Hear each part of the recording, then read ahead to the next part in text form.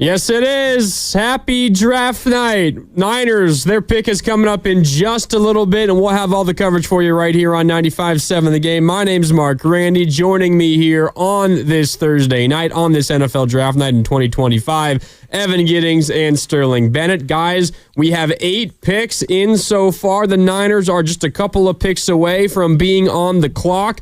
We will get to Niners needs and all of that. We'll quickly run through the first 8 picks as well. But first of all, in what has been a wild basketball week here in the Bay Area, it is nice to have a little bit of a break and talk some football. Evan Sterling, it is a pleasure to be with you. Happy NFL draft season. Not quite football season, but happy NFL draft season. Guys, how you doing?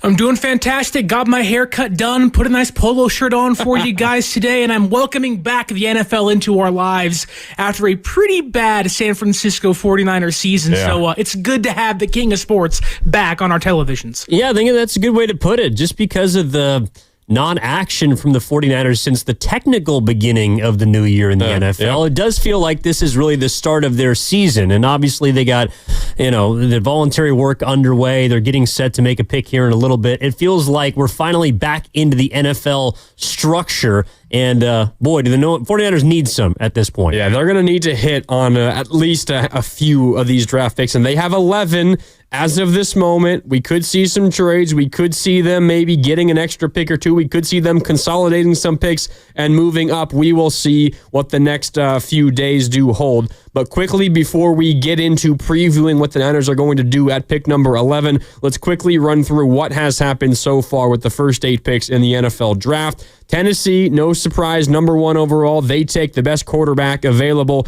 Cam Ward out of Miami. He is a Tennessee Titan. Then we had our first, maybe not shocker, but the first surprising move of the day, because the Cleveland Browns traded down, allowing the Jacksonville Jaguars to move from 5 up to 2. Cleveland then picked 5th, but the Jags, picking 2, picked Travis Hunter, of course, the defensive back / wide receiver out of Colorado. Giants, not really surprising, go Abdul Carter, an edge rusher from Penn State.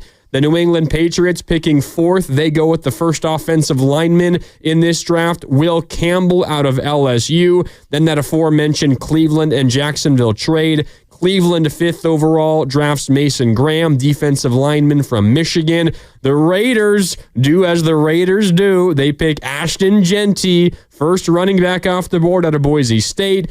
New York Jets, they get the second offensive lineman off the board, an Armand Membu, a tackle out of Mizzou. And then the most recent pick, Tet McMillan, wide receiver out of Arizona. Those are the first 8 picks. New Orleans is on the clock right now. The Bears are up next. It's the 10th pick, and then the 49ers will be on the clock with pick number 11. Sterling, of the first 8 potential names the Niners could have been interested in, is it essentially just the offensive lineman potentially and Mason Graham? What are we looking at here through the first 8 picks in terms of what the Niners are thinking?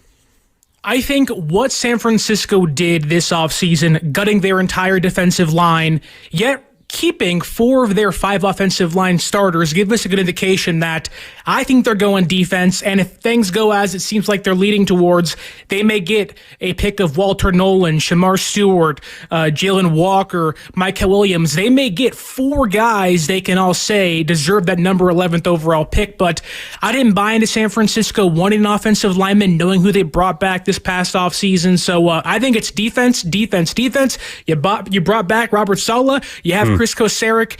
Let's get back at getting after the quarterback in 2025.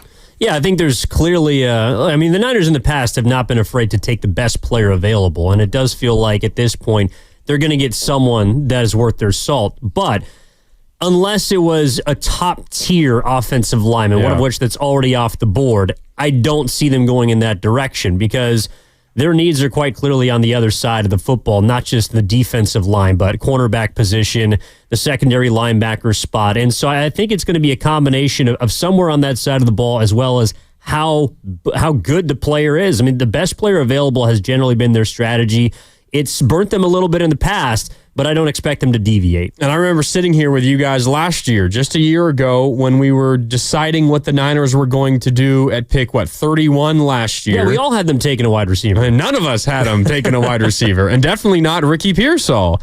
And I remember the conversation immediately after was, wow, what a reach. You could have gotten him in the second round, or there's other wide receivers that you might think would be better pros and all of that. But the reality is the 49ers guys don't really care about what anybody outside of the building thinks is a reach or not. They go off of their own personal draft board, as you should, and they have tended to have different evaluations than maybe what the general consensus is. So I'm going to be hesitant to call anything a reach because it's just what the Niners are doing.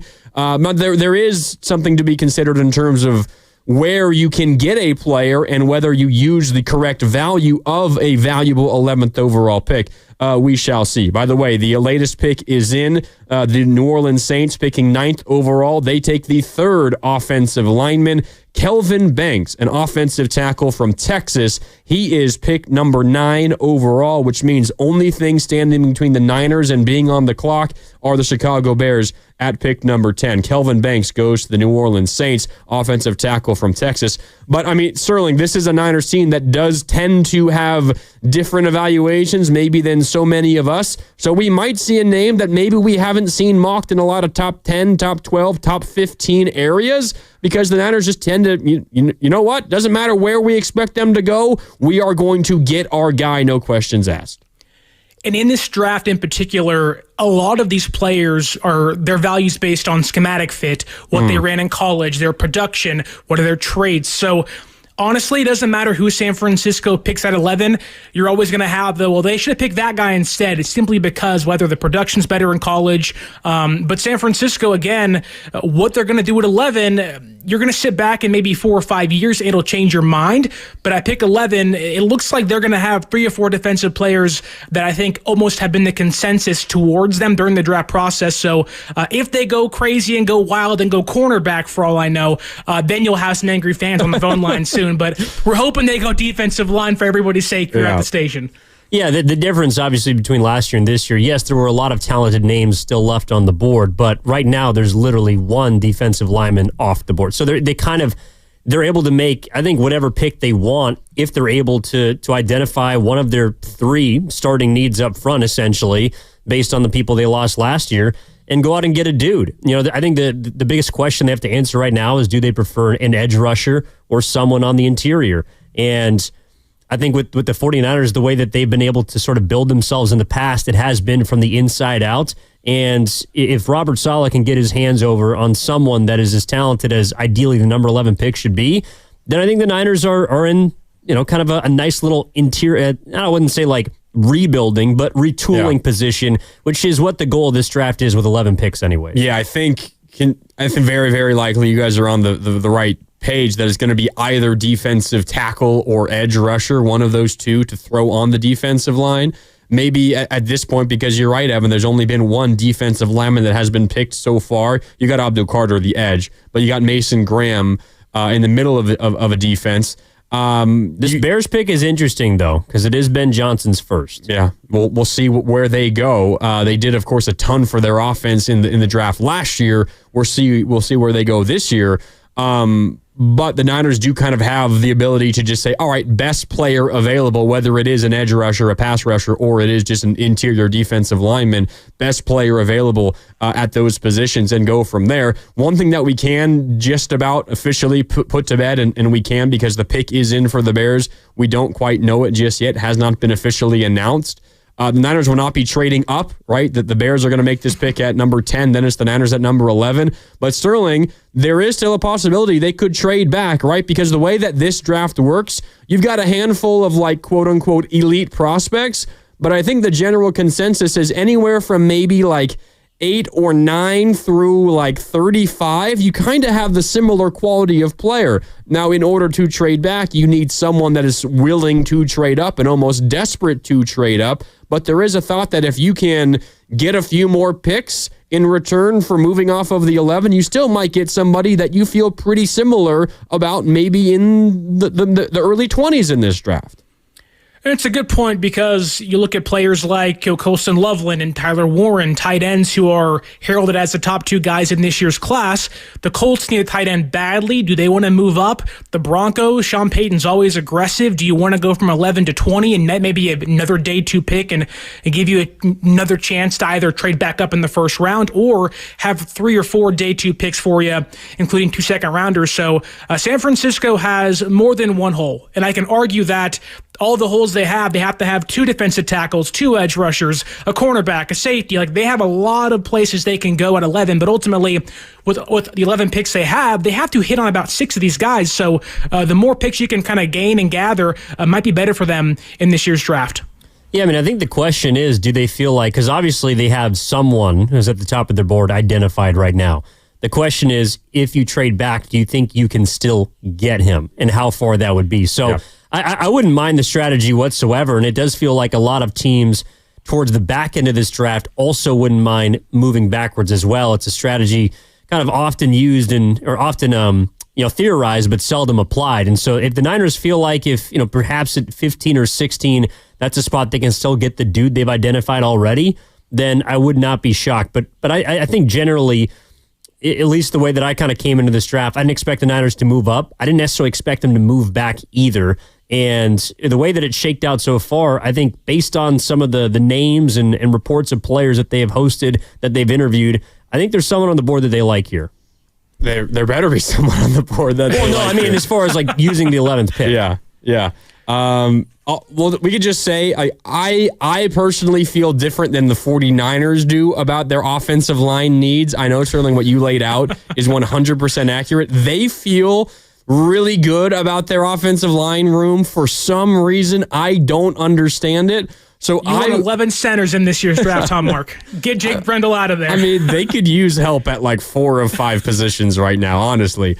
I mean, you feel, okay, we did just get the 10th pick from the Chicago Bears, which means the Niners are officially on the clock. And this is, minor surprise. They go tight end, but not Tyler Warren, who I think is the consensus number 1 tight end in this draft class. Colston Loveland out of Michigan, the tight end, is the pick to the Chicago Bears at number 10 overall. I am personally a big fan of Colston Loveland, and I would not be shocked if he has a better pro career than Tyler Warren. But yeah, I mean, generally speaking, Tyler Warren was considered almost, not by miles, but pretty clearly the tight end one in this class. Well, they're very different players, too. Tyler Warren's more of, can be the wildcat quarterback, the H-back, the inline guy. He can kind of be your gadget player, if you will, but also play on the boundary, whereas Loveland is more of that traditional receiving tight end where you got Ben Johnson, Caleb Williams, Rome Odunze, DJ Moore, now Colston Loveland. That's a passing attack that most teams are not going to want to face any given Sunday. So Ben Johnson is giving his second-year quarterback plenty of firepower to go out there and play against NFL defenses. Yeah, I mean, and I think, look, it's you're paired up immediately with one of the best game callers, play callers in football. So, the fact that, Colston is going to be in an advantageous position is helpful. But now the question becomes, what do the Niners do? I personally think that it's going to be an interior defensive player. That's the way that I would lean, I should say, just because everything starts in the trenches. And I think that where they've really lacked over the last couple of seasons has been quality defensive tackle play. And I know Nick Bosa needs an opposite running mate, but I hope right now, I know that offensive line is something you'd like to get here, Mark, but a D tackle is the way that I feel the Niners should go. All right, let me throw out a group of names because the Niners are officially on the clock. We will see where they go here in just a little bit. And when we do have the announcement, we will go live to Green Bay for the commissioner's announcement right here on Draft Night on 95.7 The Game. Okay, let me name a group, and you guys tell me if I have named the Niners pick at number 11 overall. Jalen Walker out of Georgia. Mykel Williams out of Georgia. That's an edge rusher. Jalen Walker, linebacker, but you got to figure out where you're going to play him in this Niners defensive scheme. So Jalen Walker, Mykel Williams, Derek Harmon is a name I've seen mocked to the Niners a lot. Walter Nolan and Shamar Stewart. Sterling, have I just named one of those guys? Are they going to be the Niners pick here at number 11? I think so. I think one of those guys kind of has to be the way John Lynch talked about the edge rushing group during his pre-draft press conference, kind of screamed that they want that edge setter, the hard edge setter, the run defender on the edge. So I don't think that screams Jalen Walker. I think it also doesn't scream interior defensive tackle either. So I think they want to get the guy finally opposite Nick Bosa to kind of bookend their defensive line, and let's force things back up the middle and let our linebackers, whoever it may be in 2025 next to Fred Warner, wrap up some tackles and stop the run. Yeah, I mean, they have not been able to do that consistently for the past couple of seasons. The guy that I like is Matt Harmon. I just feel like if you're able to find an interior defender that can get to the quarterback, which he did just about as good as any in college football last year, that's someone you want on your roster. And the Niners, while, yes, the running game has been a bit of an issue for them, I feel like it's easier to find, pick of the litter, run stoppers, boulders on the outside and in the middle, as opposed to someone who can get to the quarterback against centers and guards, which is typically not where the best offensive linemen lie. So, I think the Niners, look, whoever they get is going to be a talented player, but I guess I would just personally lean more towards the end.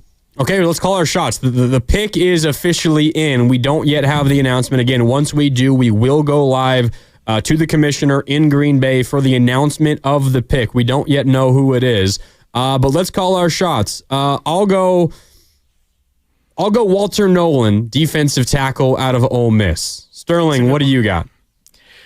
The way John Lynch talked about the edge group, it's got to be Micah Williams. Oh, out of Georgia. I'll take the guy that went up to go wine and dine Dan Lanning for, and that's Matt Harmon. Derek Harmon. Sorry. I would not be upset with that. I love me some Derek Harmon. We'll see. So, okay, an edge rusher is the prediction by Sterling, and Evan and I got a couple of defensive tackles.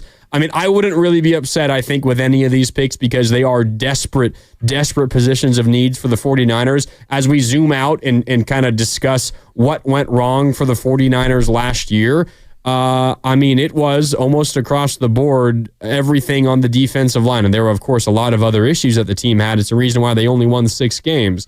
But you get a talented player to throw at any position on that defensive line, and if you just get any kind of return on that you're expecting from an 11th overall pick, the Niners are going to be better as a result. And oh, by the way, it's not like they retained everyone on that defensive line from last year. They kept getting rid of players that were available and played for them last year. So if this is not, I'll just put it this way, if it's not defensive line, like I could convince myself about offensive line, but if it's not defensive line, we're going to have some issues because the Niners desperately need help in that spot. We are awaiting the commissioner. Haven't seen him pop out just yet. But Sterling, if this is not defensive line in some way, shape, or form, we might have to throw hands. There will be a riot in the studio. I will fly all the way to Northern California and start swinging on somebody because it'll be a disaster. If it's Will Johnson, cornerback from Michigan, if it's Shedeur Sanders and the Brock Purdy era is over, we're going to have some problems because it'll just be a what are you doing? What are you thinking? Does somebody have to have their brain examined in Santa Clara out there with John Lynch and company, whether it's Jed York or Kyle Shanahan or Robert Saleh? Somebody get our boys on defense some help because the way this team has built themselves through the trenches, they've taken many swings and they've had a lot of misses on that defensive line. And you bring back Robert Saleh, that to me tells you everything you need to know of their draft strategy this offseason. Yeah, I mean, bringing Robert Saleh and then relieving him of many of his best players, you'd think that they would try to give him something back in the NFL draft. And it looks like we're going to have an answer pretty soon here. Yeah, the commissioner getting ready to walk out towards the podium. Kind of cool that the... Attention to the main stage video screens. Oh, what do we got going on there? Special message from United States service members. I don't think we need that just yet. That was a pump fake. We're getting close. We're getting close to the announcement of the 49ers pick at number 11 overall. Right, so Sterling, if Tyler Warren's not the pick, is the pick, the heir apparent to George Kittle, who perhaps is under into some contract what's disputes. going on with Kittle? You wouldn't enjoy that? Well, then his sources are wrong because, my goodness, if you take a tight end, that will probably be your Deebo Samuel replacement, your heir apparent to George Kittle at pick 11. Back to you in Green Bay. I don't know what is going on. The NFL didn't even have Roger Goodell. Now here comes Goodell. Here we go.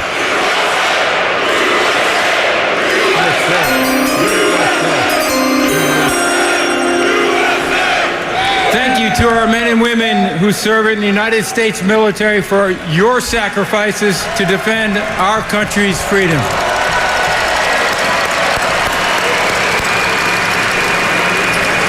With the 11th pick in the 2025 NFL Draft, the San Francisco 49ers select Mykel Williams, defensive end, Georgia. All right, there's the pick.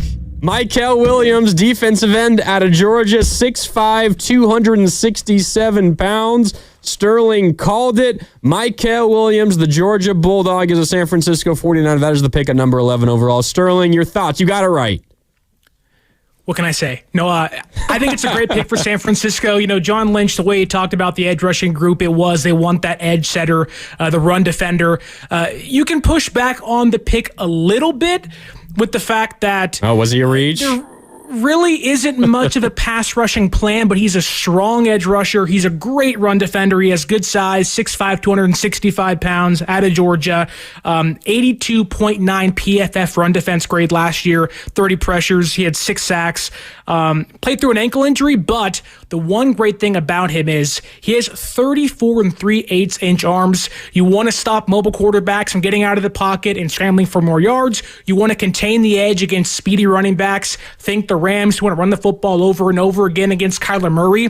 He's going to utilize those long arms and that power, push the pocket, and hopefully get Nick Bosa some more sacks when he can push that quarterback more his way behind the defensive line. I mean, why I like the pick, he's a prototypical edge rusher, and he's someone that profiles as a pick that you're not going to mess up. Like, they needed starting caliber players on the defensive line.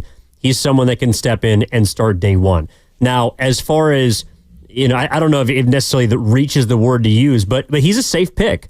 You know, and there is pressure, although the Niners have 10 more selections to use, there is pressure on hitting on these draft picks. And so I think that's why Mykel Williams is someone that makes sense right here, because he's going to give you starting caliber play. Is he going to be an immediate Pro Bowler, all-pro caliber talent? That remains to be seen, but he's someone that is going to probably play on day one, and that's what the Niners need right now. Yeah, played major snaps all 3 years at Georgia. This past year, 2024, had 5 sacks, had 4.5 sacks in each of the 2 previous years, but 6'5", 265 pounds, a Georgia native.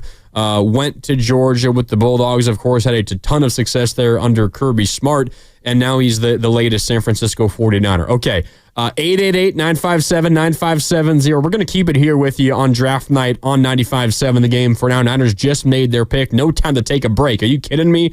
But what I do want to do is, first of all, offer all of you guys tuning in the opportunity to weigh in. 888-957-9570. You can do so both over the phones and on the text line. But also, I want to check in with our guy, Brian Baldinger, because if you've been listening here on 95.7 The Game, he's been giving us a lot of insight on a number of guys the Niners might pick here at number 11 overall. And let's revisit what he had to say about Mykel Williams. This is Baldy of NFL Network. You hear him every week during the NFL season on the Morning Roast. You will hear him tomorrow morning on the Morning Roast breaking down Mykel Williams in more depth. But here's a quick little snippet of Brian Baldinger on Mykel Williams. Draft Spotlight with NFL Network's Brian Baldinger. Brought to you by Laughing Monk Brewing. Here's Baldy. Let's look at Mykel Williams from Georgia. Now, he's been a 3-year player for them. He was injured in the first game against Clemson this year and played on basically an injured ankle all year. But he is bigger than Nick Bosa, faster than Nick Bosa coming out of Ohio State. I mean, he's 6'5" and an 8". He's 267 pounds, ran a 4.75 40 with long arms, all right, bench press 28 times. But you go back and you watch him as an 18-year-old freshman. Like, he's playing in a 3 technique, taking on double teams. He's bringing heat off the edge. Like, he's standing deep offensive tackles up at the line of scrimmage, stack and shed. I think Mykel Williams is a real prospect at number 11 for the 49ers. Draft Spotlight with Brian Baldinger. Brought to you by Laughing Monk Brewing. Righteously brewed in San Francisco. All right, there it is. That's Brian Baldinger breaking down the pick for the 49ers. Mykel Williams is the pick officially out of Georgia. Defensive end for the 49ers, 6'5" and an 8", as Baldy said, 267 pounds, dealt with an ankle injury this year, bigger and faster than Nick Bosa, I mean, that's a way to sell 49er fans on Mykel Williams. Maybe the production, guys, wasn't there in terms of sacks and tackles for loss as it was for, say, a Nick Bosa coming out of Ohio State, but it feels like he has all of the physical tools and abilities to turn into maybe an even better pro than he was a collegiate defensive end. And one of the great things about him is he can play inside and outside. So, Saleh likes to rotate his guys. He likes to use that Charles Omenihu, play the inside on base downs, go to the outside later on passing downs. So you're getting a player that gives you versatility compared to other edge rushers in this year's class, where even take out Abdul Carter, who he goes in the top 3, top 4 is a great player, going to be probably one of the best edge rushers in football in the next 5 years or so if all goes well for him. However, he's a smaller edge rusher. Mykel Williams is that bigger body, the archetype, the long arms, the big frame, the speed, the power that Robert Saleh falls in love with. Fell in love with it in San Francisco when he was first here. With the Jets, they were taking edge rushers every single year in the first round. He just loves the archetype of Mykel Williams. And the great thing about him is, compared to those guys on the board, Jalen Walker, Shamar Stewart, the production for him is better. The traits maybe aren't as great, but you're getting a safe player, as Evan said, that you hope can grow into a really good player as the years progress in San Francisco. Yeah, I mean, to me, it signals that the 49ers are trying to get back to basics, which is what a lot of people believe that they should have been doing a couple of years ago. Yeah. Only reason is, of course, they're chasing a Super Bowl, and that's the goal. But we've already seen them signal a philosophical shift this offseason as far as cutting bait with some of the fat, should we call it, of their roster, and they're moving into a younger, faster, more reliable direction. This is a player that signals that to me and aligns with what they're talking about. So whereas the Niners in the past, we've seen them, I don't know if it's try to outsmart people in the draft or use their boards and just kind of plug and play some certain players, or even stash a guy like Ricky Pearsall last year in a perfect world, probably wouldn't have played as much as he did, even with the injury that he sustained preseason. So this is a guy that now you're expecting to step in and play. And there's going to be a lot of players that ideally they take in this draft that are going to be asked to step in and play. So I think the pick, look, we're going to find out, but the fact remains that the Niners had to get a talented player, I think a defensive lineman at number 11, and they didn't overthink it. And I think that's what a lot of people were hoping that they wouldn't do, overthink this pick. Yeah, Mykel Williams is the pick, edge rusher, defensive end out of Georgia, 11 overall to the San Francisco 49ers. The Cowboys picking 12th, right behind the Niners, have made their pick as well. Tyler Booker, first offensive guard, interior offensive lineman off the board. That's Tyler Booker out of Alabama, a guard on the offensive line to the Dallas Cowboys, which means currently the Dolphins are on the clock, and the Dolphins pick is in. When that is announced, we'll let you know who it is right here on Draft Night on 95.7 The Game. So the 49ers, they pick an edge rusher, as I think a lot of us, at least on the defensive line, that we were expecting. The Niners still have 10 picks left currently in this NFL draft. There is still room to make moves. Let me ask you guys this. Is there any chance we see the 49ers consolidate a group of their picks and potentially move back in later on in the first round? Or is this just going to be it for the 49ers tonight? They have the 11th pick overall in the second round. Tomorrow, of course, they have a couple of picks in the third, including their own, the 11th overall pick in the third, 75th overall pick, and then they have a compensatory pick tacked on at the end of the third round. So end of what the Niners are going to be picking today, or do we think there's a chance they could consolidate some of their picks and move back into the first round later? I think it depends on what you think their strategy should be. Is it we have to get 4, 5, 6 starters that can plug and play, as Evan was alluding to earlier, year one, which Mykel Williams does that for you. But if you want to take a risk and a reach, I think Josh Simmons, Ohio State tackle, could be a player that falls in this year's draft. He had the knee injury to the patellar. He's going to fall to somebody, whether it's the Texans or somebody else along those lines. If he falls into the late 20s, maybe San Francisco calls the Commanders at 29 and says, hey, let's make a deal here and get your heir apparent to Trent Williams. But that really feels like the only player you trade back up for at this point in time, depending on how the board falls in the next 20 picks or so. Yeah, I would say it's been pretty chalky so far. Obviously, there's been one top 5 trade, but for the most part, those teams got the players that they wanted. I think it depends a little bit on what happens in the teens, which we're moving into now, because Reportedly last year, there was 20 players of the first round grade from the 49ers. This year, there's 23. So they, and according, again, that's their board. But if there's a player that falls beyond there towards the back end of that first round, it also feels like, and there's some momentum from some of the national writers, that a lot of those late teams feel free moving into the second round. They don't mind really moving back. And so that might be an opportunity for the 49ers to pounce. But again, that depends on how the rest of this first round shakes out. And if there's a player with that elusive first round grade that the Niners have in that, perhaps 25 to 28 range that they feel like they can reach up to, utilize some of their picks that they've been given for compensatory this season, and just go get a dude. That to me is kind of the needle they'd be looking to thread.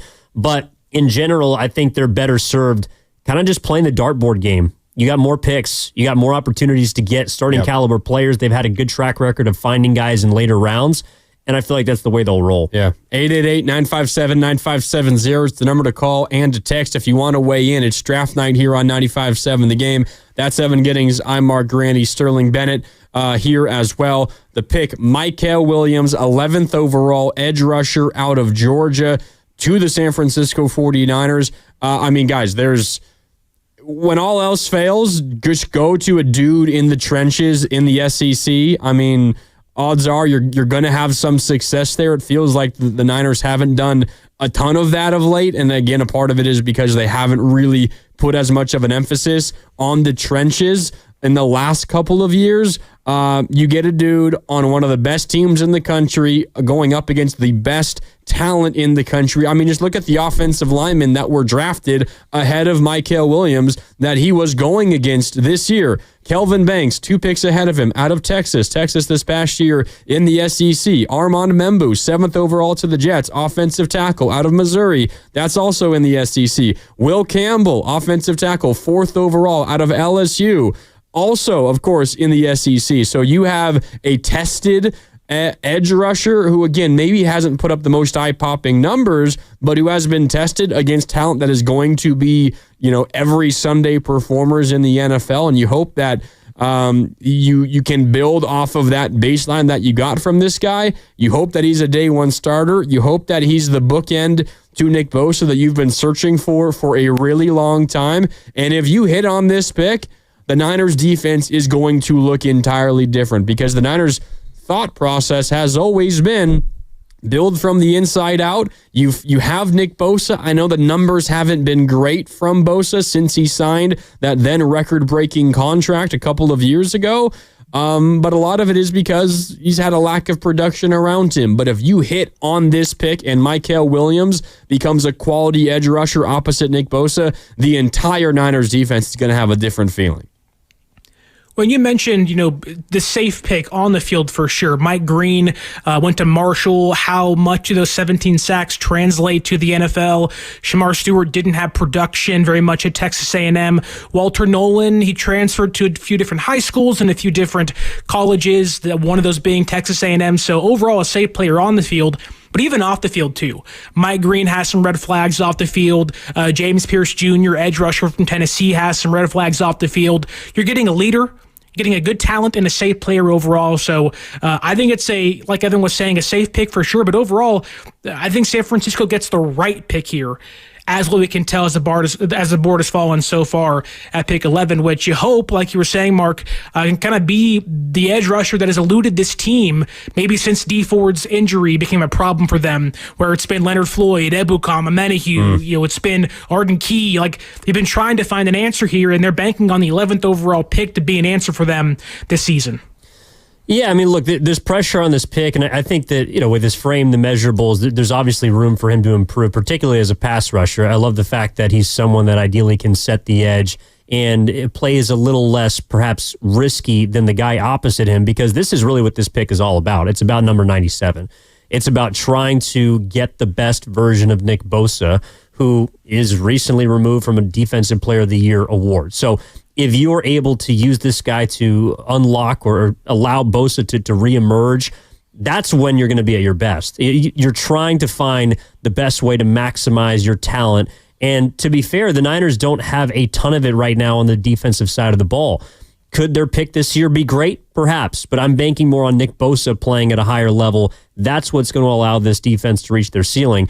And so to me, this pick is yes, it's about finding a starter. It's about finding a safe plug-and-play player, but it's about unlocking Nick Bosa because there's now even more pressure on him, maybe even than there was a couple of years ago, to find a way to lead this defense and do it where it matters the most. When you have Robert Saleh back, you have someone that you trust, you have a defensive mind that has gotten the best out of the Niners as a group, as a whole. And now, Nick Bosa, it's up to you with your running mate in an ideal world to go out there and get it done. Yeah, Mykel Williams is the pick for the Niners, defensive end, edge rusher out of Georgia, 11th overall to the 49ers. Since then, Tyler Booker, an offensive lineman, interior offensive lineman, a guard out of Alabama to Dallas. And the two latest picks that I'll clean up for you here on draft night on 95.7 The Game. Miami picks Kenneth Grant, a defensive tackle out of Michigan, second Michigan defensive lineman to go. Of course, going earlier was Mason Graham, also out of Michigan, to Cleveland, 5th overall.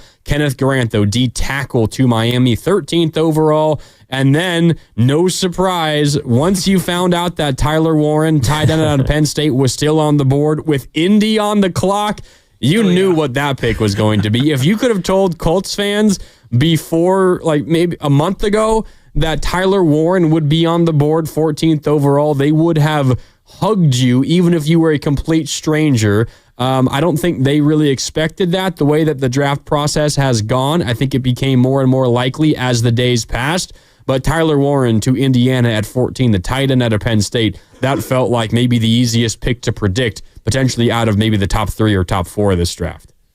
When Daniel Jones gets a dog, baby, he's back in Indianapolis. Watch out, Anthony Richardson. It might be over for you, brother. But no, look, that is maybe, besides Cam Ward, just the biggest, if that player is there, he's going to Indianapolis. Yep. But I'm actually kind of surprised how the defensive tackles have fallen in this year's draft. Only 2 of them thus far, Mason Graham and Kenneth Grant out of Michigan. It kind of shows you that the NFL is valuing not taking defensive tackles in this year's draft early, knowing that this draft has about 20 plus of these guys that can play for you on day one. So you're going to see a run somewhere, but I am pretty surprised only 2 have gone thus far through the first 14 picks or so. Yeah, especially considering that's in many ways how this year's Super Bowl champion won. They won from the middle. Like they got after the quarterback, and their twin defensive tackles just absolutely ate the Kansas City Chiefs offensive line. So, I think that we're seeing a lot of these teams, and granted, it's not a quarterback laden draft.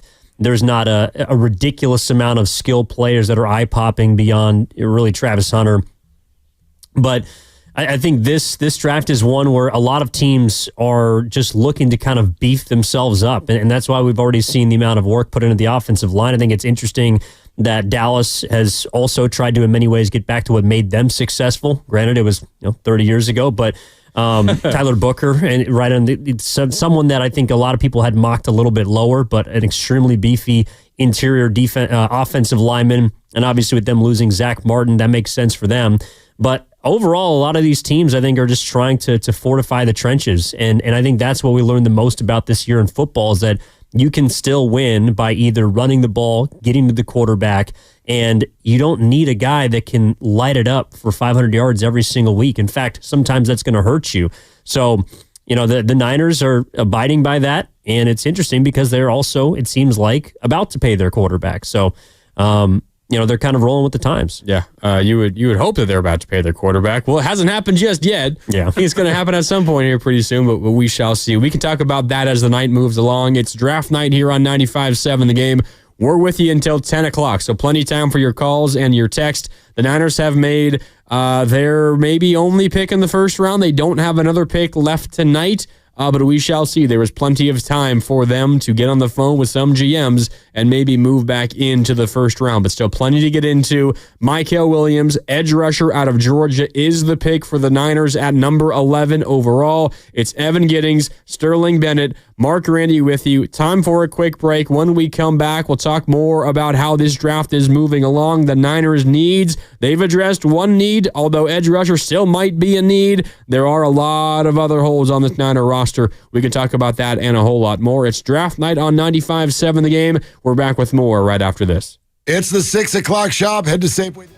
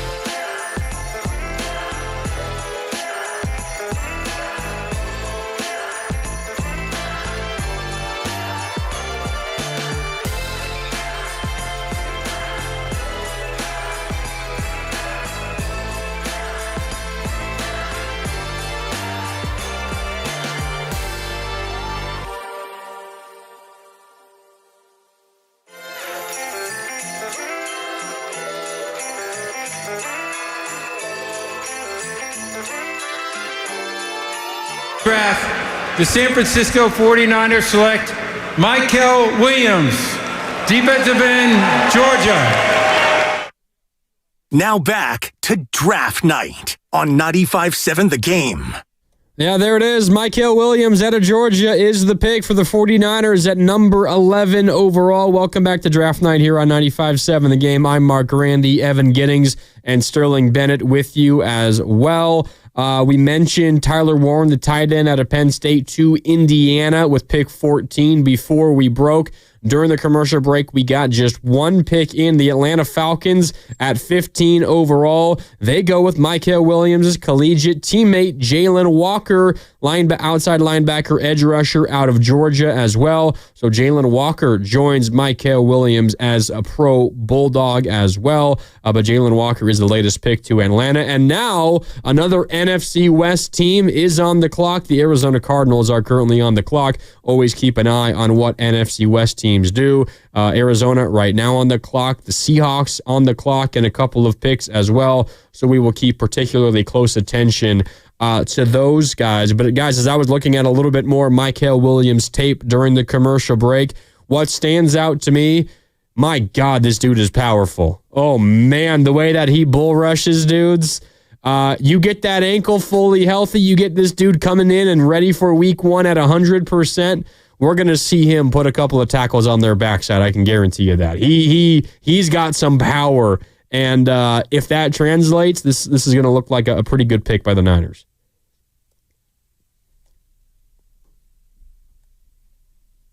Oh, might have lost Sterling there.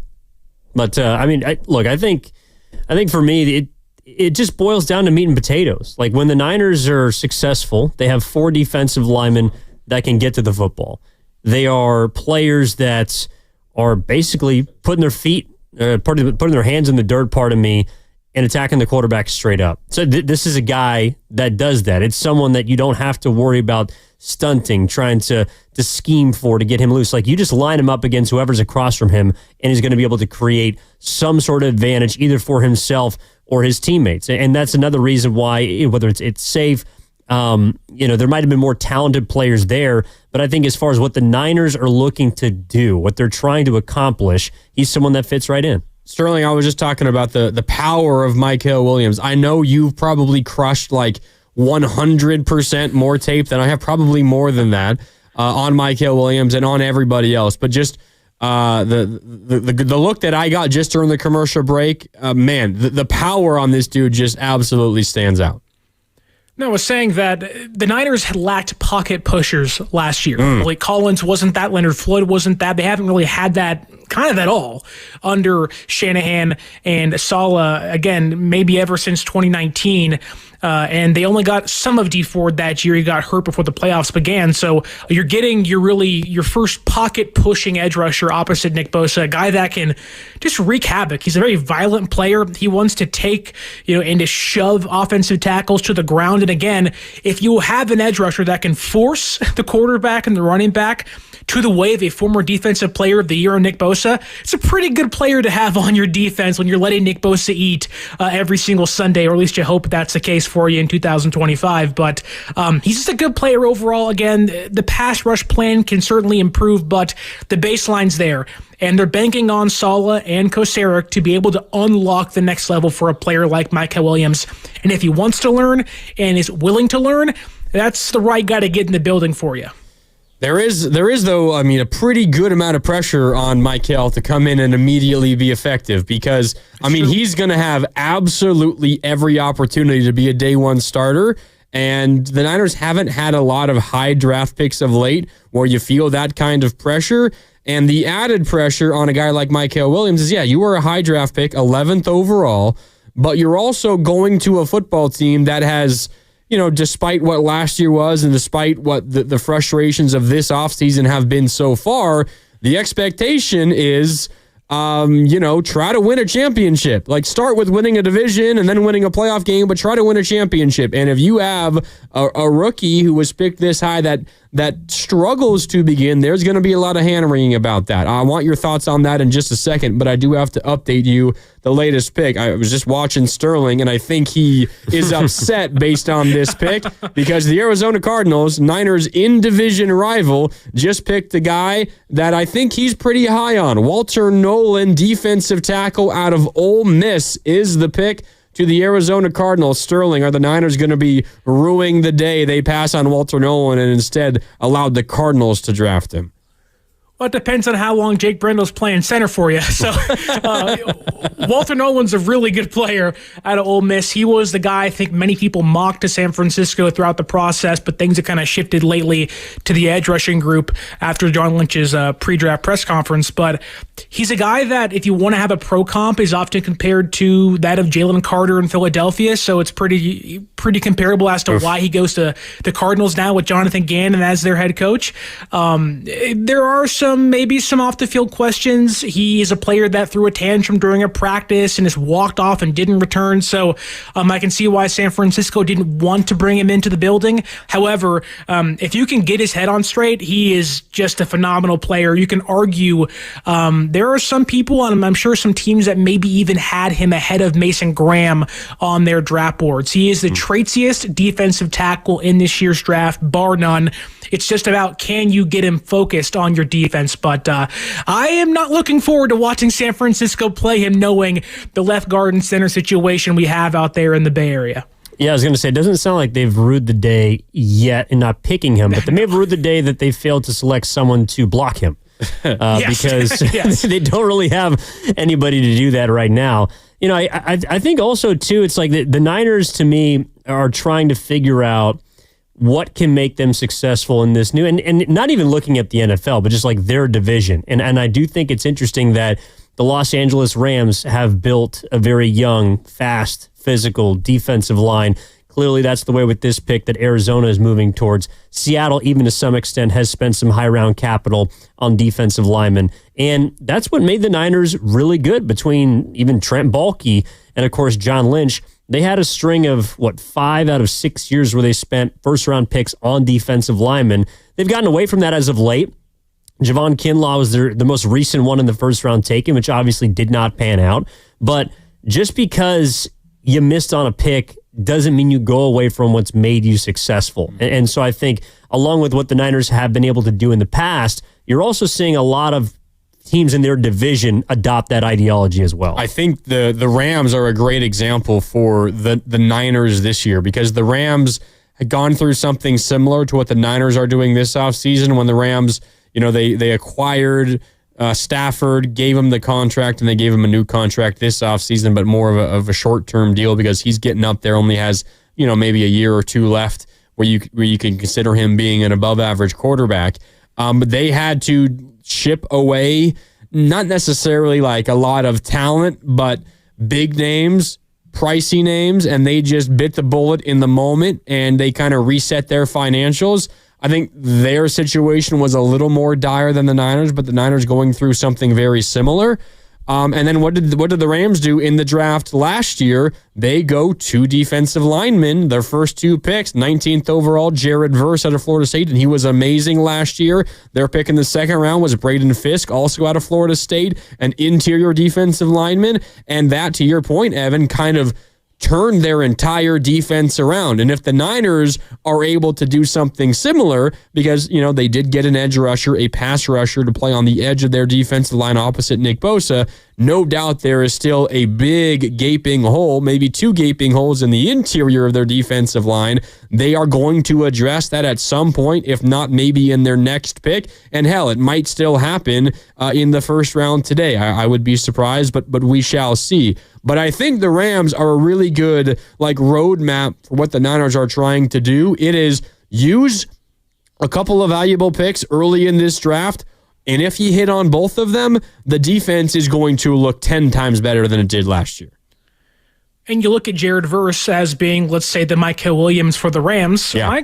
Jared Verse doesn't really have the pass rush plan. He's just a I'm going to push you around and bully you for the next 52 snaps and see what you can do. So I'm going to wear you down eventually, and then I'll get you a couple times. Exactly, and we saw that pay dividends for Los Angeles this past year, and I think most Niner fans would say they got a heck of a defense out there that's really young that can help, I don't want to say carry them, but can keep them in games and be a difference for them in bigger games. The playoffs were a big example of that too, but I think you're right, Mark. That is the blueprint. That is the archetype. You want to follow what the Rams did in 2023, whether it is round 2 or 3 when you get your defensive tackles in place. But it's about getting back to basics. How do you get to the quarterback as quickly as possible, and how do you wreak havoc?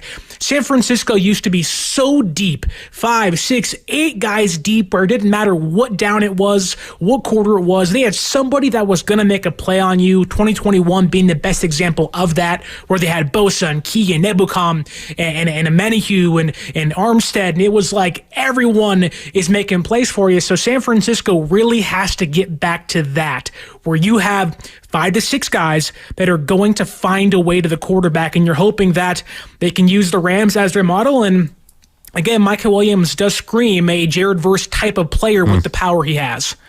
Yeah, and look, I think that's also why I don't necessarily see the Niners consolidating their picks to move up. It's because they need bodies at this point. They need young, fast, physical, but also inexpensive bodies. They need more cheap labor on this team, if we're being honest. Yes, because they do. one of the reasons that they don't have a ton of depth is because they have put all their stock into a couple of big name and at one point in their careers, talent players. Yeah. And they've stripped themselves of a lot of those guys this offseason in hopes of replacing them, replenishing those talent pools. But to Sterling's point, when it wasn't just the fact that they didn't have a ton of players that could rotate in. They didn't have players that could step in and fill in when injuries eventually befell the 49ers this year. And a couple of years ago when they made their Super Bowl run, they were very fortunate in terms of the amount of health or lack of injuries that they sustained. This year it was the complete opposite, where you're looking around the field and I'm barely recognizing half of the names on the backs of these jerseys.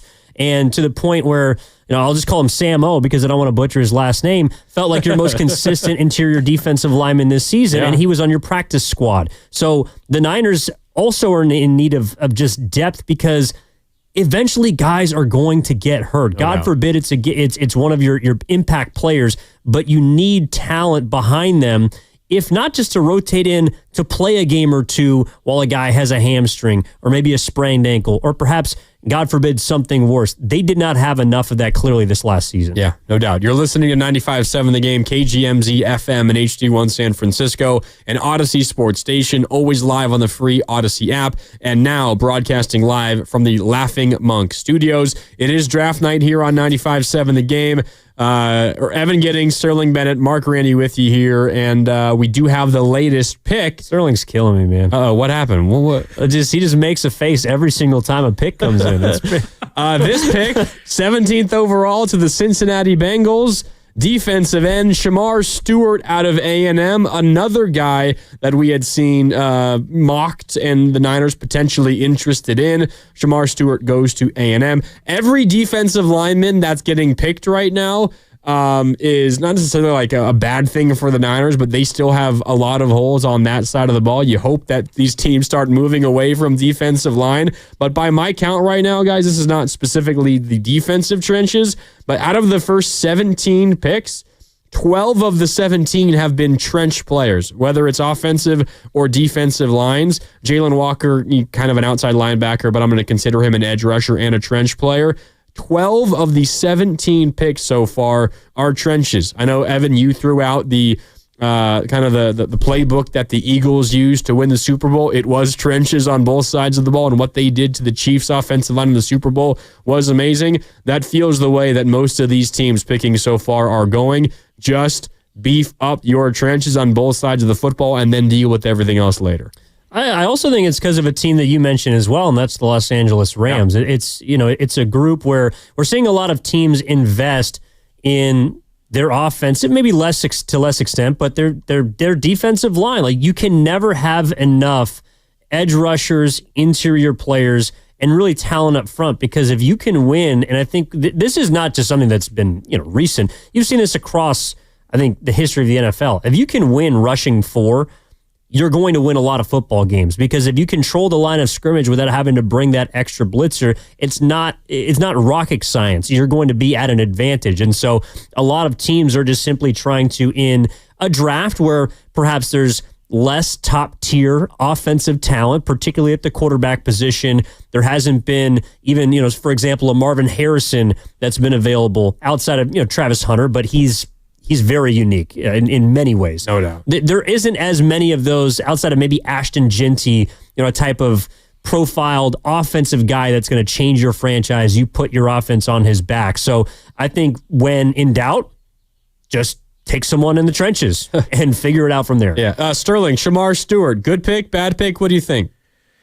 Well, for the Bengals in particular, they have to know what they're going to do with Trey Hendrickson. So get the edge rusher. Does that give you some trade maneuverability later in day one? Again, maybe the Commanders make a call at pick 29. You never know what can happen with Trey Hendrickson. So it makes sense to, yes, one, get a good player, but also get a player that does give you some protection if you do want to move off of your star edge rusher. That said, Shamar Stewart was one of those players that at least fans were saying get into San Francisco, and was also one of the players I was saying please don't bring him to San Francisco. So I'm pretty happy with the pick. But again, he's a good player. He has a lot of traits. No production at Texas A&M, but again, you're banking on what he could be in the future, not what he is now. And you're hoping that with Joe Burrow and T. Higgins and Jamar Chase out there leading your team, that it may take him some time, but if the defense can maybe hold a team to 35 points, not 45 as like last year, you'll win a couple more games to get you back into the playoffs. Okay, Niners have made their pick, of course, 11 overall, Mykel Williams, defensive end out of Georgia. The other NFC West team that has already picked, the Arizona Cardinals, they went with Walter Nolan, D-tackle out of Ole Miss. Now we have a third NFC West team on the clock, and in fact, the pick has just been announced. The Seattle Seahawks, they go interior offensive line, Gray Zabel, a guard out of North Dakota State, a Bison, going to the Pacific Northwest in the Seattle Seahawks. I saw, Sterling, you'll know this, was it Daniel Jeremiah, his latest mock yesterday? Randomly, kind of felt like a name I hadn't seen mocked to the Niners all draft season. He said Gray Zabel was the pick for the Niners at number 11 overall. Ultimately, he stays in the NFC West. He's the pick at 18 overall to the Seattle Seahawks. Well, it's a really good pick, too, for Seattle. We all watched Sam Darnold last year crumble under the pressure against the NFC North and in the playoffs because the interior offensive line for the Vikings was just so bad. He was running for his life. The pressure gets to him. He throws picks. He fumbles the football. In Seattle, knowing they're committing to him at least for the next 3 or 4 years as their quarterback, the one pick they had to make was get the best guard likely that can also play center in this year's draft and protect Sam Darnold, because again, if the Niners or the Cardinals or the Rams can get inside on the interior and cause some pressure, Sam Darnold kind of becomes a big question mark for them. So it's a pick I think everybody saw coming, and it's a pick they had to make. Yeah, I actually, this is full circle. So I worked in Fargo during the 2019 season, and this was actually somebody that was being recruited at the time. Oh, wow. He's out of Pierre, South Dakota. And it was between South Dakota State and North Dakota State. If you're any good at football in those two states, that's where you're choosing. And so Zabel was someone that at the time, the head coach, Matt Entz, and Chris Kleiman, who then moved on to Kansas State, was also very interested in. He raved about him. Now, he was a high school prospect, and he's full-blown now with like 6'6", 330, and he ended up being a 4-year starter at NDSU. But it's kind of funny that I remember just hearing about the kid. I never actually saw him in any of his recruits, but all their coaching staff was very hyped about this kid. So it's cool to see someone from a small town in, relatively speaking to a lot of people out here, the middle of nowhere in Pierre, South Dakota, find himself into the first round of the NFL draft. Yeah, 18th overall to the Seattle Seahawks. On the clock now, the Tampa Bay Buccaneers at 19 overall. Then the Denver Broncos, and then a team that a lot of people have had circled in the first round, potentially as movers up. Seems unlikely now, but the Pittsburgh Steelers, 21 overall. That might be a landing spot for Shedeur Sanders. They're a very quarterback needy team. Maybe they go Jackson Dart. We will see, but that seems to be a big spot in this draft. But yeah, Gray Zabel to the Seattle Seahawks. Sterling, he played tackle in college, right? But he's projected more as a guard or a center in the NFL? Yeah, you are correct, Mark. North Dakota State, he's a guy that can really play all 5 positions for you on the offensive line. So if you wanted to be a center, you wanted to be a guard, you wanted to be a tackle, he can really do it all for you. Last year at North Dakota State, only 7 pressures and 1 sack allowed over the course of 453 passing snaps. Pretty good.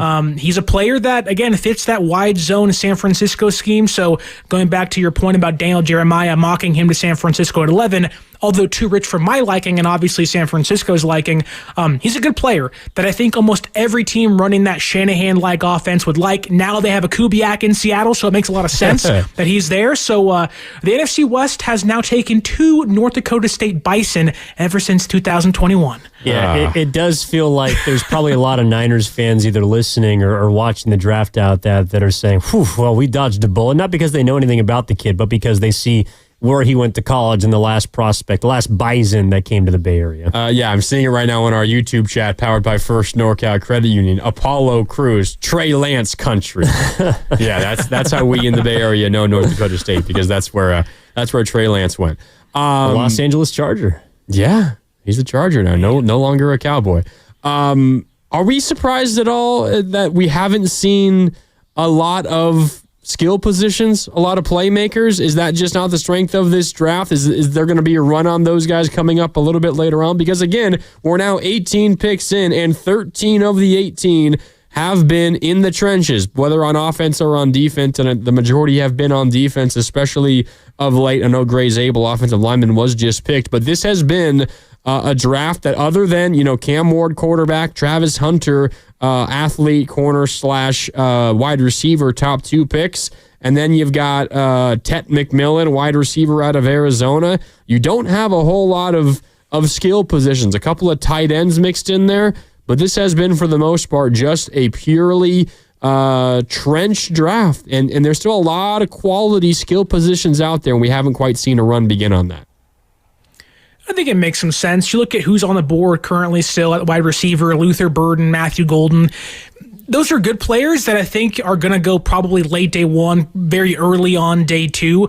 A lot of your teams that maybe need quarterbacks or have young quarterbacks and want to get themselves a receiver, they don't really value the 5th-year option. I think you'll see those players go there. But ultimately, a lot of players don't really need skill positions this year. Like, you look around the NFL, no one's dying to get Matthew Golden as a receiver on their offense, whereas the Dallas Cowboys needed to find a guard to replace Zach Martin. So I'm not shocked. I think it's been, as Evan pointed out to earlier, pretty chalky so far. A lot of the picks have been what we all expected to, minus the Jaguars trading up to number 2 overall. But I think it's been a pretty basic draft. I wouldn't be shocked here to see Jihad Campbell go to the Buccaneers and pair him with Devontae David. So we'll see if that happens. But again, like Evan was saying, pretty chalky thus far. Yeah, I was going to ask you guys, do you feel like there's anything so far that stood out to you in, I don't know if a shocking manner is it, but just kind of an eyebrow raiser? I mean, perhaps there's maybe one for me, and that would be New Orleans, but they're an organization that could go in so many different directions just because of how much of a dumpster fire it feels like they've been the last few years. Yeah, New Orleans went with offensive tackle Kelvin Banks out of Texas. I think, honestly, the surprise for me, maybe these teams are learning from their past mistakes because only one quarterback has gone so far. They're learning. Only one quarterback has gone so far, and I'm not a huge fan. I think a lot of us aren't big fans of this quarterback class to this point, and I'm glad we haven't seen a lot of these teams who are quarterback needy just pick the best quarterback out of a crop of maybe not so great quarterbacks. We can talk a little bit more about that on the other side. Sterling, I'll let you weigh in with your maybe surprise so far of the first round. Maybe your surprise of the first round is the pick that just came in. Yeah. Tampa Bay, 19 overall, goes Emeka Ibuka, wide receiver out of Ohio State. Okay, so another wide receiver. There's a skill position. We'll let Sterling and Evan react to that. We got a whole lot more coming. It's draft night here on 95.7 The Game. We are 19 picks in. We're with you until 10 o'clock, no matter how long this first round lasts. So stick with us. It's 95.7 The Game's coverage of the NFL draft, the first round, right here on 95.7 The Game. A strong heart.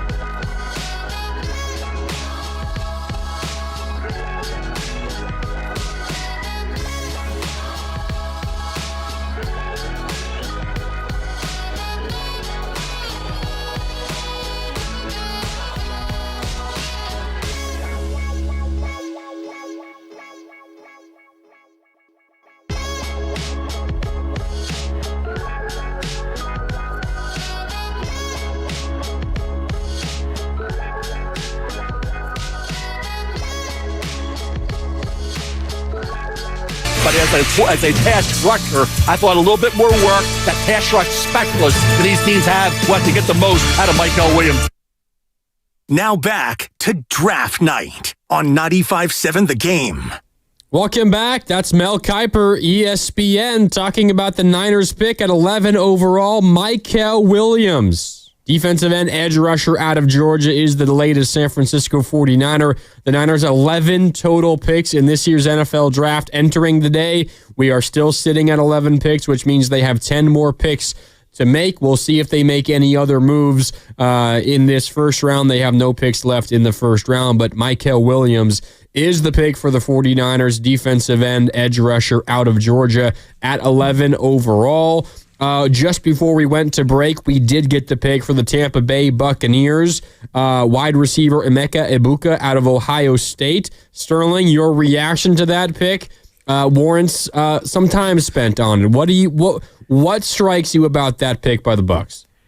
Well, it's so shocking because we've seen so many players fall to teams like Tyler Warren to the Colts where you say, yep, that makes the most sense. It's a need. He's a great player. And I'm looking at Jahad Campbell, who Levante David's getting older. Devin White is no longer there. Todd Bowles loves himself some attacking linebackers, and Jahad Campbell is that. And for them to bring back Chris Godwin and still have Mike Evans and then go get a receiver in the slot, not to say it's a bad pick because it's not. He's a great player, but I guess you could think the need and the positional value of a linebacker, the best off-ball linebacker in this year's draft, at pick, 19 to the Buccaneers, I think is a better pick overall. But again, teams are going to zig when others zag. So again, it's a great player, great pick, but ultimately rather questionable for me, at least, out here in San Francisco. Yeah, I was telling Granny here in studio, it reminds me a little bit of what in-division rival Seattle did a couple of years ago when they drafted Jackson Smith and Jigba, where they had a couple of really good, and one was, kind of a face of the franchise at some point, Tyler Lockett and then DK Metcalf, and they still took a young, very talented wide receiver, ironically out of the same school, but that was because they saw the end for Tyler Lockett. And eventually now Smith and Jigba, you could argue, well, obviously they traded DK Metcalf, but even at points this year looked like their best wide receiver. So, I'm not necessarily I'm not in awe of the pick. Maybe it means that they don't feel like Chris Godwin, who obviously suffered a pretty big knee injury, is not someone that's going to be up to par next season and has 1 year left on his deal, and so they drafted essentially his replacement. They clearly have bigger needs, but that team has been geared by their offense. They got a dual running back monster, pair of running backs in the backfield, and Baker Mayfield's a guy. So I don't hate the pick, but it's probably the one that, again, we were talking about the chalk that we've seen in this first round. It's maybe the least chalky pick so far. Well, it's funny, too, because they just let their OC go to Jacksonville, although maybe it wasn't because they wanted to, trying to bring him back and let Todd Bowles leave. What a crazy the other story. way. Oh, my God. But then they go offense in the exact same year their OC leaves. So not to say it's questionable, but just more of a puzzling pick. You'd think Todd Bowles would say, no, we're going defense here. I'm back in control of the draft room, but not the case for the Buccaneers. Yeah. Okay, so we have pick number 20 to the Denver Broncos. Jahdae Barron, cornerback out of Texas, is the pick, which means that clears the way potentially for Shedeur Sanders to the Steelers at number 21 overall. We'll see if that's the direction that the Steelers go. But a cornerback, Barron out of Texas, is the pick. What's so funny? I think they're going to take him. Shedeur? Yeah. Oh, man. You don't think it's Rodgers? It's not Aaron Rodgers' time in Pittsburgh? What I'm counting on is them having both of them on their roster this season, which would make them quite suddenly the most interesting and potentially toxic quarterback room in all of football. Mike Tomlin invites that stuff, though. Le'Veon Bell, Antonio Brown. He doesn't mind a sideshow if it means winning some football games, but Shedeur at 21, is it really a need for the Pittsburgh Steelers here? I mean, they need a quarterback. I just don't know if they need Shedeur Sanders. That's right. We'll see. The pick. Jackson Dart. I mean, if you're bringing in Rodgers for a year, wouldn't you want Shedeur to play immediately for you, though?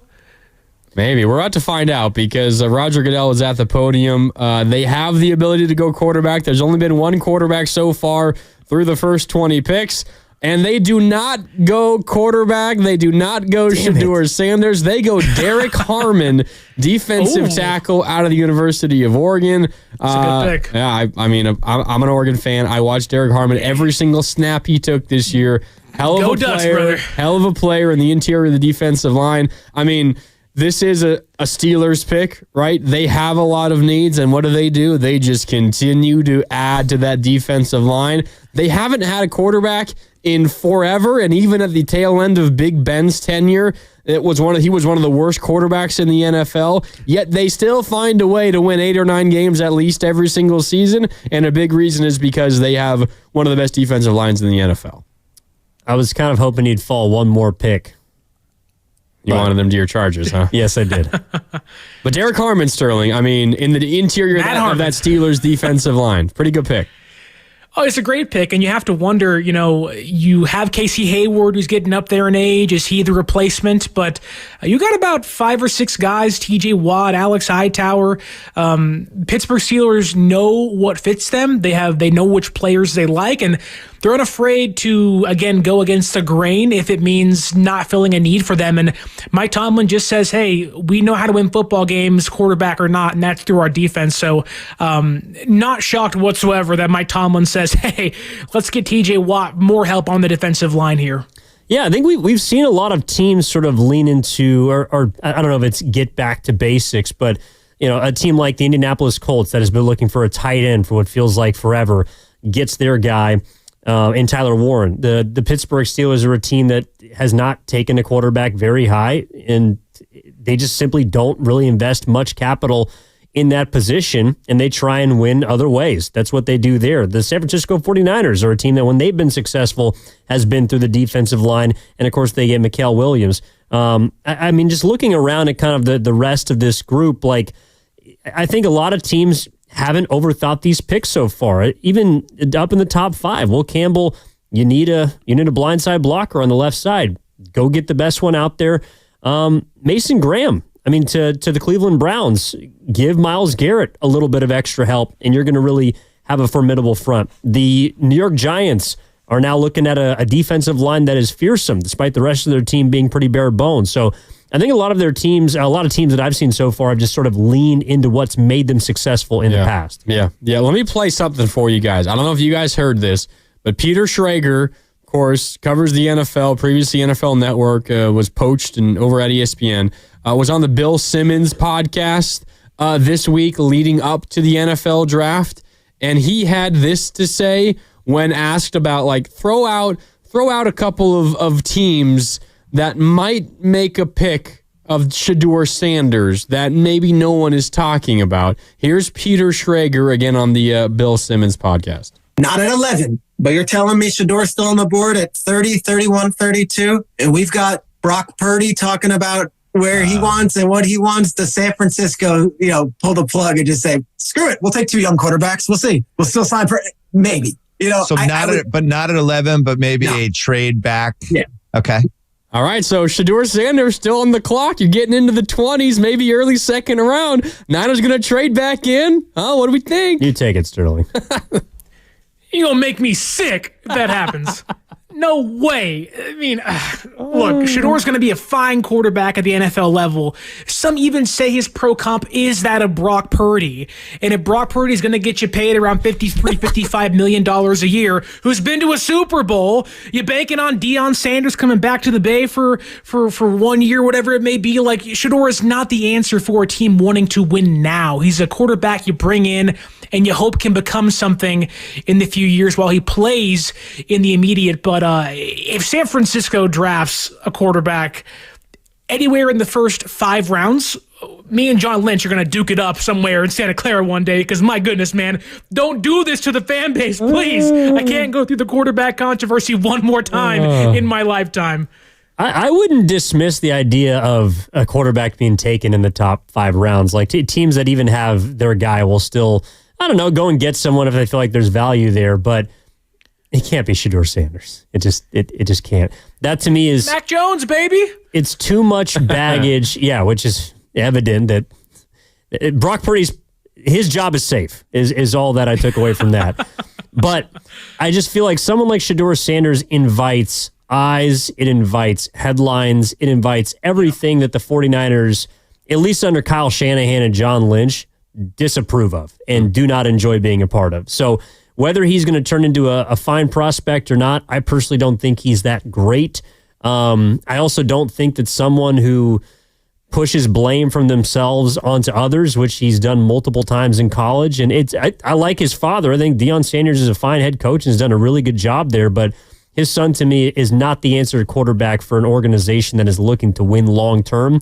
And obviously the Niners, I think, have already made their choice. So I think Peter Schrager is reaching a little bit. We'll give him one personal foul. He's got 5 more to play with. But I hope that does not happen. Yeah, no, I'm with you guys. I don't think it's going to happen. I just had to throw it out there because I was listening the other day. It caught my attention.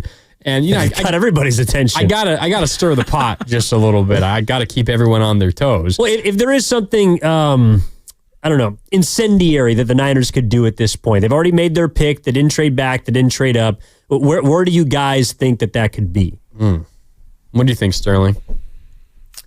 Where they could trade up? Or just any surprise move? So, something that they would do, that they could do that would shock you or say, wow. Well, they could draft a kicker again, I guess. But,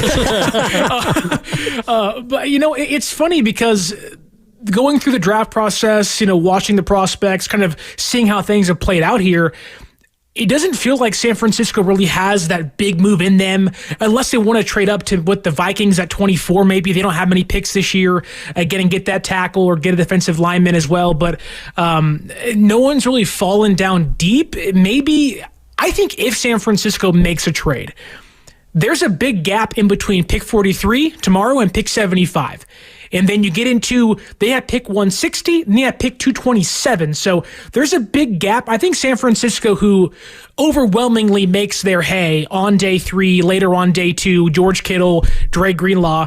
I know it is exciting for a conversation tonight, but when you look at a realistic way they can go with things, I think there's a real chance that they don't even pick once in the 7th round because they use those picks to move up somewhere in round 5 or 4. Yeah, and just to read off the picks the Niners have, of course, they made their pick 11th overall earlier tonight. Mykel Williams, edge rusher out of Georgia, the 11th overall selection, Niners' first pick in this draft. They have the 11th pick in the 2nd round, which is 43rd overall. That's their only 2nd round pick currently. They have 2 picks in the 3rd, the 75th overall pick, which was their own pick. They also got a special compensatory pick, the 100th overall pick tacked on to the end of the 3rd round. They have 2 4th round picks, their own, and another compensatory pick. They have 2 5th round picks acquired via 2 separate trades, one with Washington, one with Minnesota. And then in the 7th round, they have 3 picks, their own, early in the 7th round, and then a couple of compensatory picks near the very, very, very end of this draft. So that is the 11 total draft picks the Niners have, and something I think you make a good point. Not that I don't expect to see a trade, but if we see a trade for the Niners, it would likely be involving some of those later picks, maybe to give them a pick, another pick in the 5th, or maybe a pick in the 6th, instead of having 3 picks in the 7th round so they can move up just a little bit. But I'm with you. I don't think we're going to see them trade back up to the end of the 1st round, see them trade, for a pick in the 2nd round, because you're right. They have been able to make their hay late in draft. You don't want to have to continue to rely on that. You hope that you hit on all these picks early in drafts. But for a team, and this is something you guys laid out early, and I think you're spot on, for a team that has so many holes, you kind of want to keep the number of picks that you have as high as possible because you want the best shot at hitting and filling all of these spots. And if you have 11 picks, you just find 5 guys that give you solid production as rookies, the team is going to look entirely different next year. So, yeah, I'm with you, Sterling. I think you make a good point that we're probably going to see this team make a move at some point, but it might not be one that we're going to be talking about tonight because I don't think it's going to happen at the end of the 1st round. No, and look, I mean, we are moving into that range of potential. Again, if they had 23 first-round grades, which was the report from, I think, Matt Barrows of The Athletic, then we're at 22 right now. So depending on who is there, who is off the board for the Niners, we might see something. And I think if we do, which I think all 3 of us doubt at this point, it would be in a couple of picks. But Will Johnson remains on the board. They do need a secondary cornerback opposite Diamador Lenore. James Purse Jr. is someone that I've seen mocked to potential drafts. Josh Simmons guy, of course, Sterling mentioned him earlier, is someone that still remains on the board. So, I think the Niners are a team that is best served standing pat and basically just using everything that's been given to them. They have an advantage by having 4 comp picks in this draft, and to me, you have an opportunity to clean up a lot of the messes that you've created over the last few years by giving out poor contracts, inflated contracts, and now get some younger, cheaper guys in the building. I think it's a good point because, yes, you want to get younger and cheaper, but also the ammunition San Francisco has to maneuver up and down the draft board on day 2, on day 3. I think they can pinpoint a run defender on the interior. They can pinpoint a pass rusher on the interior. You have guys like C.J. West, Jamari Caldwell, Vernon Broughton, guys whose names you're going to hear the next couple of days over the weekend. I think San Francisco, funny enough, despite having so many holes, can almost be aggressive in finding the prospect they like, targeting them in whatever round they want to pick them in, and being aggressive to go up and get that said player. So you may see San Francisco walk away with 8 picks this weekend, but if it's the guy they love, they do have the picks to go up there and move up and acquire said player. Yeah. Latest pick is in 22nd overall in the first round. The Los Angeles Chargers, Jim Harbaugh's Los Angeles Chargers select Omarion Hampton, running back out of North Carolina, second running back off the board, of course, after Ashton Genty, running back from Boise State. He went to the Raiders 6th overall. So the top two running backs off the board are from the AFC West. Raiders take Genty, Chargers take Omarion Hampton. We have our resident Charger fan, Evan Giddings, with us here in studio right now, of course. Evan, Hampton, UNC, running back to the Chargers. Your thoughts? Well, I don't like being associated with the Raiders, which you just put us in the same group with. Sorry about that. Yeah, but I do think it's a very Harbaugh pick. I mean, you've acquired a bit of a bruiser back with Najee, and now you get a little bit more of a true number one, someone who can tote the rock on 3 downs, can catch it out of the backfield. I think anytime there's a first-round pick used on a running back, there's a lot of eyebrows raised around the NFL, but Jim Harbaugh is an old-school coach, and one of the reasons why he took the job in the first place is because he has all the power. He is the czar, and so it doesn't necessarily shock me that that's the pick, especially after last year they go out and get their twin tackle in Joe Alt. So I don't mind it. In 2025, I think it's a little strange, but I don't know. As a lot of 49ers fans know, and I came to quickly understand this season, you just trust Jim Harbaugh, and generally good things are going to happen. It's true, too. And you also have to think, Colson Loveland, tight ends off the board. Kenneth Grant, you can replace Poona Ford with him. He's off the board. Maybe you want to replace Joey Bosa and get James Pierce Jr., but he has some red flags on his record. So getting what is heralded as the second best running back in a Greg Roman, Jim Harbaugh offense is never a bad thing. At UNC, he had over 1,600 yards. Nearly 1,300 of those were after contact. So you're getting a pretty feisty running back next to Najee Harris. 69 forced missed tackles, 15 touchdowns, and 4.3 yards after contact.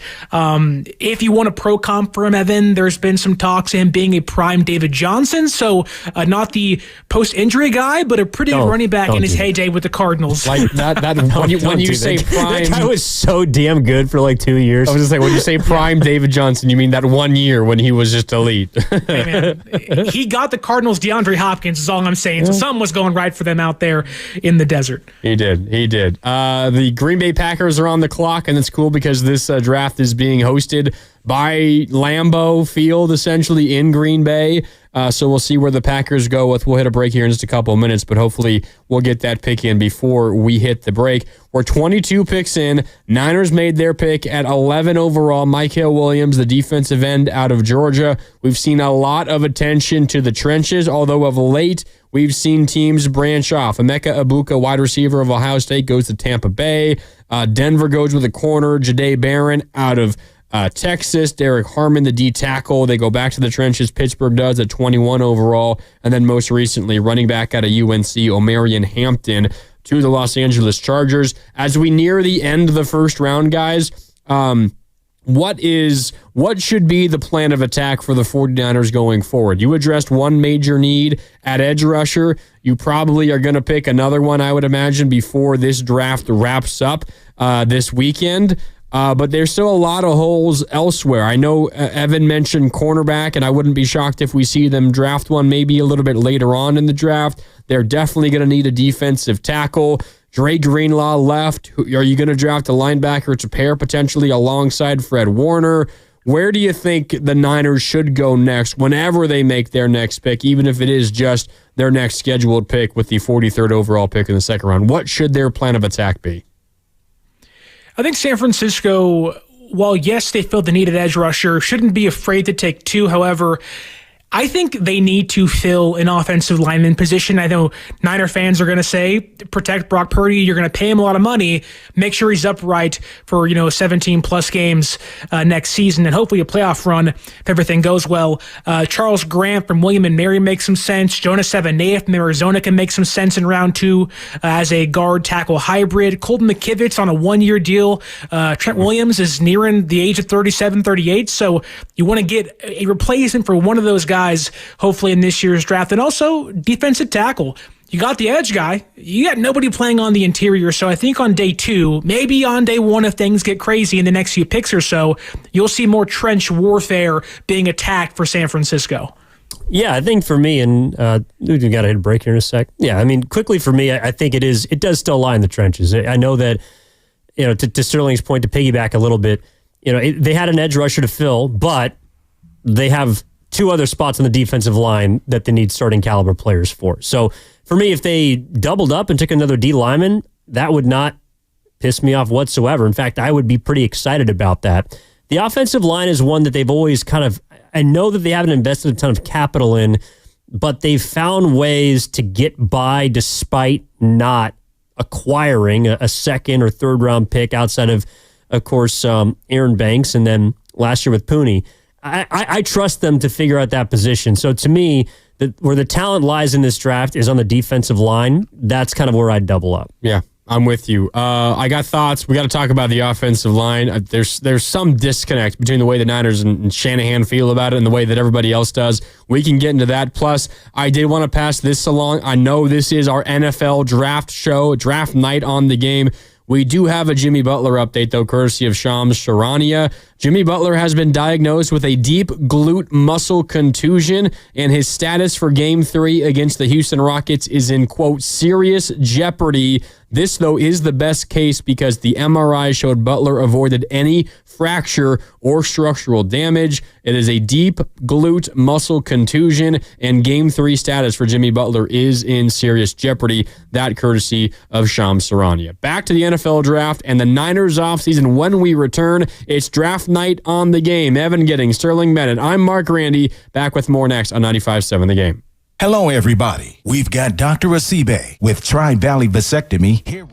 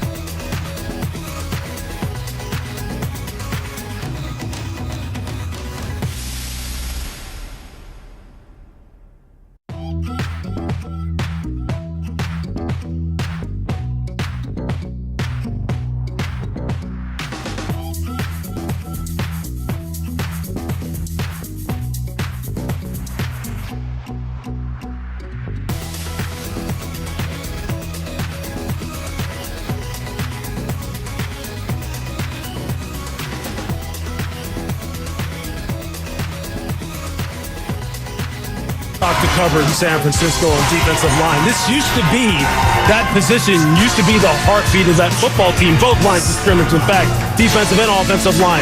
They need to restock that. Michael has not produced on a consistent basis the way you would think his measurables should bear themselves out. Mel mentioned the fact that he was injured this year. He said himself, he played at maybe 60% most of the year. He's got to tie it all together. Robert Saleh, the defensive coordinator now for San Francisco, has to get it out of him. Now back to Draft Night on 95.7 The Game. That was Louis Riddick of ESPN reacting to the 49ers drafting Michael Williams, edge rusher out of Georgia, with the 11th overall pick in the 2025 NFL Draft. Nobody on the NFL panel is going to talk bad about an 11th overall pick, but rave reviews across the board. We also heard from Brian Baldinger, NFL Network, who sang a similar tune. We heard from Mel Kiper. We're going to hear a little bit later on from Booger McFarland as well, and all saying the things that we've said. This was the pick that the Niners had to make. They are extremely, extremely thin across the entire defensive line, but especially at the edge rusher position opposite Nick Bosa. They address that with this pick here today. We'll see what they do for the rest of the NFL draft. They have 10 more picks left as it currently stands. We did get one more pick in as we were at commercial break. The Green Bay Packers picking 23rd overall in the first round. They are hosting this NFL draft, by the way. It is live just outside of Lambeau Field. Matthew Golden, wide receiver out of Texas, goes to the Green Bay Packers. One of the fastest dudes in the draft, a 4.29 40-yard dash. And by the way, the Packers have a plethora of young wide receivers, but this is the first time the Packers have used a first-round pick on a wide receiver since 2002. Matthew Golden is the pick for the Green Bay Packers. And quite frankly, they had to. Christian Watson has a torn ACL, may not come back for till November, December, you never know. Then you have Romeo Doubs, who had about 4 concussions last year alone. So honestly, I know I don't want to say this, but good on Green Bay. It was the right pick. It was a smart pick.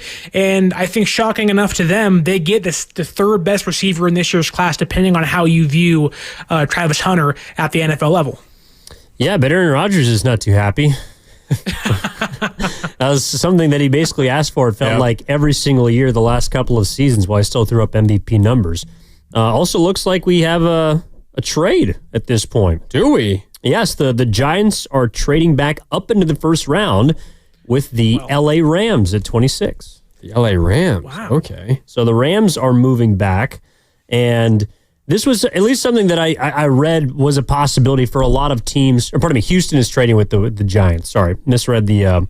At 25. That's okay. right. There's a new version of Ian Rappaport's tweet. The Giants are now on the clock. Get it right, Rap Sheet. Sorry about that.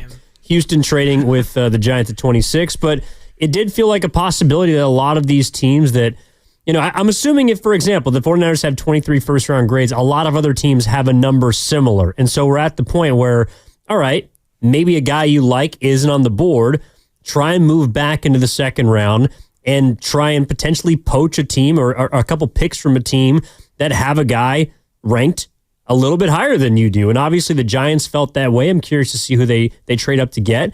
But my guess is that a team like Houston probably felt like everybody they really wanted, that they felt like could impact their team, was just off the board. So they make a move. Really quick, Sterling, I'll let you weigh in. The full details from this trade. The Giants, again, have traded with the Texans. The Giants are now picking 25th overall.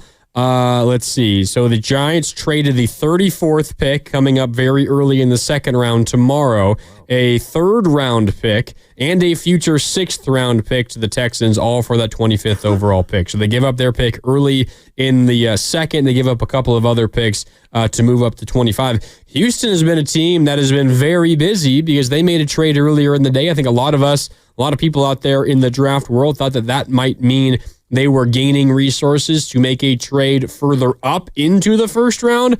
Now they trade out of the second round entirely, and they're just adding to their stockpile of draft picks. Maybe they are keen on bringing in a very, very big rookie class, or maybe they're going to make a trade up into the second round a little bit later on, maybe the third round as well. We shall see. But Sterling, the Houston Texans have been one of the more busy teams today, despite not making a single pick yet. Well, the Texans and Niners, although in different situations when in terms of contending in the divisions, they have a lot of holes too, right? They want to gut their entire offensive line. They have to get a receiver. Stephon Diggs is gone. Tank Dell has a knee injury. Who knows when he'll come back next season. And they also traded away Laramie Tunsil. And so they got to get a left tackle. They had to get a left guard. They have to find a receiver. So the Texans are almost hoarding picks on day 2, where you may see them pick 4 or 5 times and say, the Texans have reloaded their roster. So not a shock there, not surprised there. They have a young quarterback. They have a good head coach. Got rid of their OC, Bobby Slowick, this past offseason. So they're making some changes. They're retooling. And the Texans are being aggressive, trying to give C.J. Stroud everything he needs to succeed next season. So it makes sense. The Giants are going to capitalize here and get a quarterback. The only question is it Shedeur Sanders? Is it Jackson Dart, or is there a, no pun intended, dart throw somewhere else on the draft board? Yeah, really quick. The pick that right before that Giants pick, which we're currently waiting for, Minnesota Vikings went offensive line. Guard Donovan Jackson of Ohio State is the pick to the Minnesota Vikings. They're going to look to protect their new franchise quarterback, who was a rookie, of course, last year and did not play. So Donovan Jackson, guard out of Ohio State, is the pick for Minnesota. Now it's setting up for the Giants, who just traded back up with Houston. Yeah, and when a team like Houston has gotten a little bit greedy the past couple of years, they had two top 3 picks in the C.J. Stroud draft, relieved them of a first-round pick last year. So, they're probably trying to just replenish their pool. And I always find it interesting, like trying to figure out which team is going to get aggressive. You would assume that it'd be a team like the 49ers because they have a lot of picks. But philosophically, it feels like they're a team that if they're going to use those picks, it's for a particular proven talent, or at least has been lately. Mid-season drafts, mid-season trades, obviously, Christian McCaffrey being the biggest name, but even, Amenahue, on the defensive line as of late. And they're a team that I think when they identify a player they want, a proven talent in the NFL, that's when they use their capital to pounce. In the draft, I'm not sure it's a crapshoot. And so at this point, I think they're wise to kind of just hoard and keep their picks. Well, it seems like every time San Francisco makes a draft day trade, it's for that 3rd-round running back. And I really wouldn't be shocked knowing that Jordan Mason got traded to Minnesota. So you look on, late day 2, round 3, San Francisco's looking at, hey, we have pick 113 and pick 127, I believe it is. And you start saying, hey, we can get inside the 100 range or closer to the 105 range, get our running back there.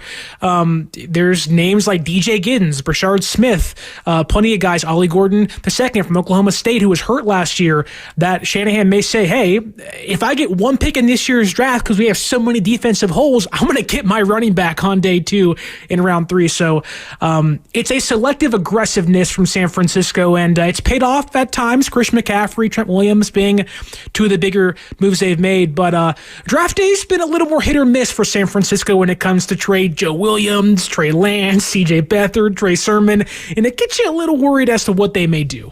We do have another trade. We don't yet know the Giants pick just yet. It has not been announced. We'll let you know the second that we get it.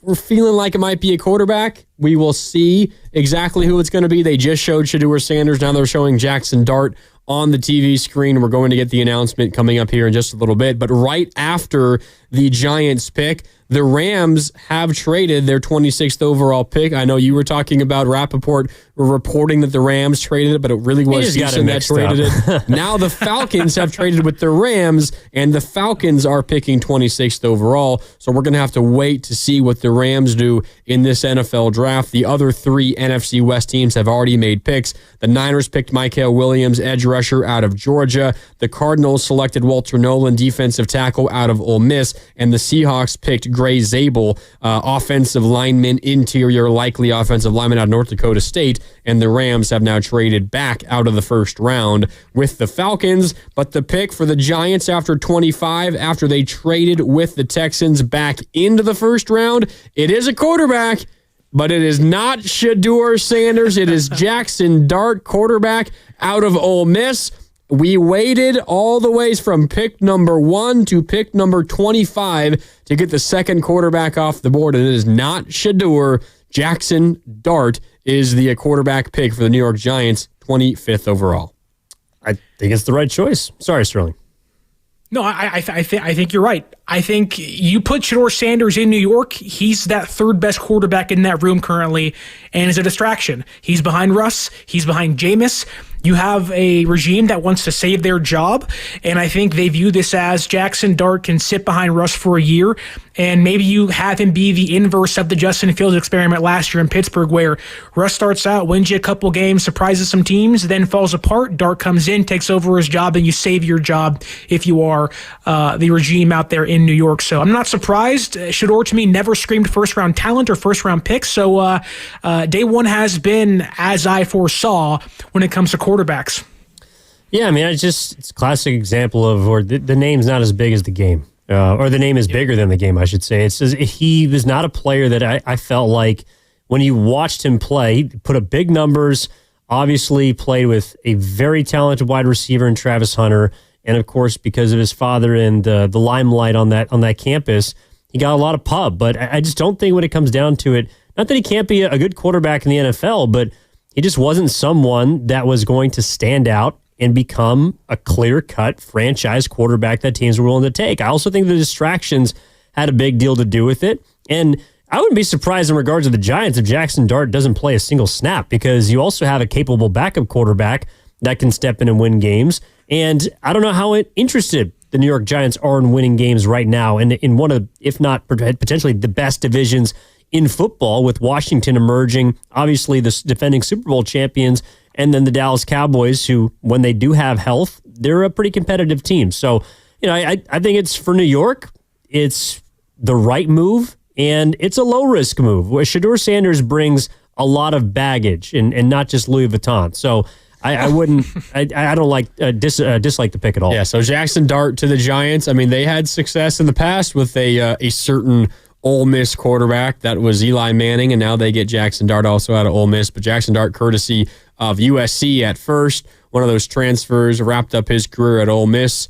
Put up a lot of big numbers, did not have a ton of team success in that stacked conference in the SEC, but Jackson Dart is a first-round pick, and he gets drafted ahead of Shedeur Sanders. You're listening to 95.7 The Game, KGMZ FM and HD1 San Francisco, and Odyssey Sports Station, always live on the free Odyssey app, and now broadcasting from the Laughing Monk Studios. That's Evan Giddings, Sterling Bennett. I'm Mark Randy here with you on draft night on 95.7 The Game.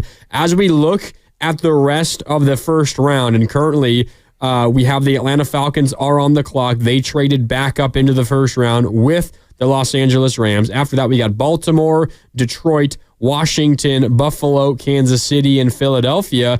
I mean, considering who these teams have at quarterback right now, we're probably not going to see Shedeur Sanders in the first round at all unless something changes. No, he's not a first-round pick. I mean, that's basically what we've learned, and I think what a lot of people perhaps felt. I know there's been a lot of, again, noise around him, but at the end of the day, he's just not someone that I think when you watch an extensive amount of, whether it's tape or live game footage on, you look at him and say, he's going to lead us to the postseason, which is what you're hoping that a franchise quarterback can step in and do. There was only one, and I would argue that Cam Ward has some question marks around him too, and he went number one overall. Yeah, I think the Shedeur Sanders sweepstakes is funny because when the Browns traded back, I was like, what are you doing? You get Travis Hunter in round 1, you get Shedeur in round 2, you get both the Colorado boys out there, give some publicity to your team that isn't Deshaun Watson's 97 allegations against him, erase that disgusting black flag over your team, and they didn't do that, but now you get potentially a Mason Graham in round 1 at pick 5, and you can still pick Shedeur Sanders in round 2, which the Browns may be coming away somehow winners in this whole thing, even not getting Travis Hunter. But one little tidbit on Jackson Dart, I do wonder that, yes, you want to give Brian Daboll a quarterback, give him 1 to 2 years to work with him. I also believe it puts the Giants on a 2-year timeline where Arch Manning may not come out next year. And if Brian Daboll isn't great this year and isn't great in 2 years' time with Jackson Dart, they do put themselves in a place where you could find another Manning in New York when it's all said and done, and maybe a long shot, but the long play could be in place here for the New York Giants and the ownership group out there in the Big Apple. Interesting. By the way, we do have the pick at number 26 overall after the Rams traded out. The Atlanta Falcons hopped back into the first round. They picked James Pierce Jr., edge rusher out of Tennessee. They pair him with Jalen Walker, another edge outside linebacker out of Georgia. So the Falcons' 2 picks here in the first round are a couple of pass rushers. We'll see how that turns out for them. But what is really interesting and what maybe impacts the 49ers is the price the Falcons paid the Rams to get this pick. The Falcons sent pick number 46 here in the second round coming up tomorrow, and then a late pick, 242nd overall, and a first-round pick next year to move up to number 26 in this year's draft. So the Rams, they're using this opportunity to get another first-round pick in next year's draft. That's a pretty hefty price to move up to number 26. It's kind of shocking the Falcons actually did that for a player. There were rumors he had a weapons charge during college, but nothing came about it. There's questions of does he actually love football? But as a football player, James Pierce is awesome. Isn't much of a run defender, but he is a heck of a pass rusher. He can get to the quarterback in all 4 pathways, so he's going to be a good player if he can keep his nose clean. But the Rams setting up for a quarterback to take in 2 years' time? Yeah. I think that may be in play. Matthew Stafford's getting older. There's some injuries there in a much better quarterback class next year. So the Falcons may have in some way gifted the Rams firepower to get their next quarterback in next year's draft.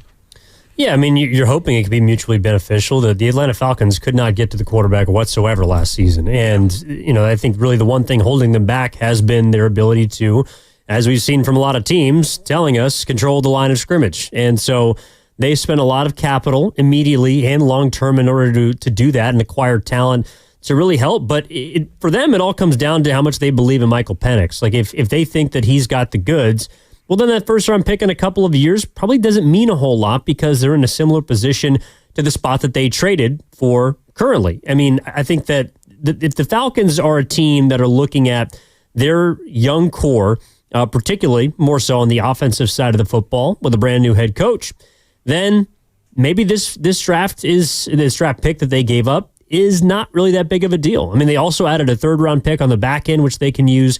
So obviously the Rams are playing this a little more for the long game.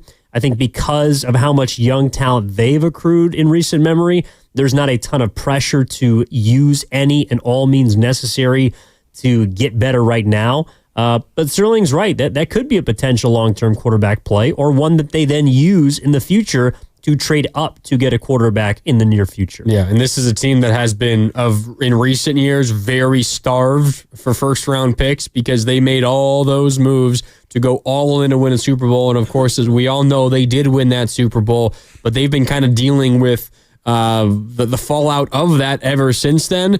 Now they're back on track. And, of course, we mentioned their draft picks last year, Jared Verse, who was awesome, and Braden Fisk, both out of Florida State, their first 2 picks last year, both top 40 overall picks. And they kind of transformed that Rams defense, even without Aaron Donald. And they were a playoff team as a result. And they won that division. But we'll see how they continue to progress. But maybe that is a move to potentially draft the replacement for Matthew Stafford coming up next year. But we're going to have to wait for the Rams to make their first pick of this NFL draft until tomorrow. All other NFC West teams have made their picks so far. We have Atlanta, who's made a couple of picks. Currently, we have the Baltimore Ravens, who are on the clock. We're at pick number 27. It goes Ravens, Lions, Commanders, and then Bills, Chiefs, and Eagles to round out the first round. We're with you for 2 more hours until 10 o'clock right here on Draft Night on 95.7 The Game.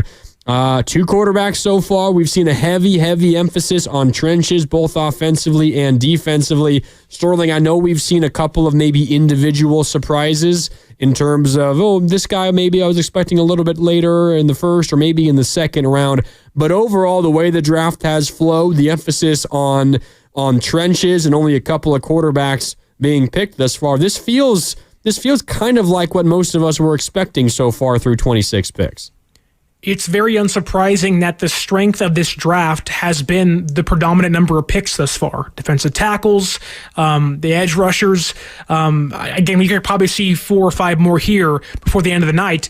It's not surprising whatsoever. Teams value, as Evan was saying, controlling the line of scrimmage. You saw what the Rams had done, the Eagles have done last year, even going back to 2020, the COVID season, where The Chiefs got dominated up front against the Buccaneers, went to the draft, got Trey Smith, got Creed Humphrey. So you have seen, while there has been some boundary players been taken tonight, however, I think NFL teams realize that if you cannot hold on to the football, control the football when it comes to the clock, and get the football back through your defensive line, you don't win in the National Football League. Soft teams like the Miami Dolphins don't win if you have guys that can run 4-3, but you can't get them the football or get the ball back for them. So you're seeing a lot of teams kind of, I don't want to say shift their focus, but I guess you can say turn the boat back to getting the trenches figured out, as Evan was pointing to earlier. Yeah, and I think it's something that you kind of find out come postseason time. Like there are teams, for example, the Detroit Lions, who went 15-2 last year and looked unbelievable when they controlled the line of scrimmage. But once they got hit by injuries, their depth really showed, I think, especially obviously in their postseason loss to the Commanders. You began to see it's like, all right, well, we got to do some work on that side of the football.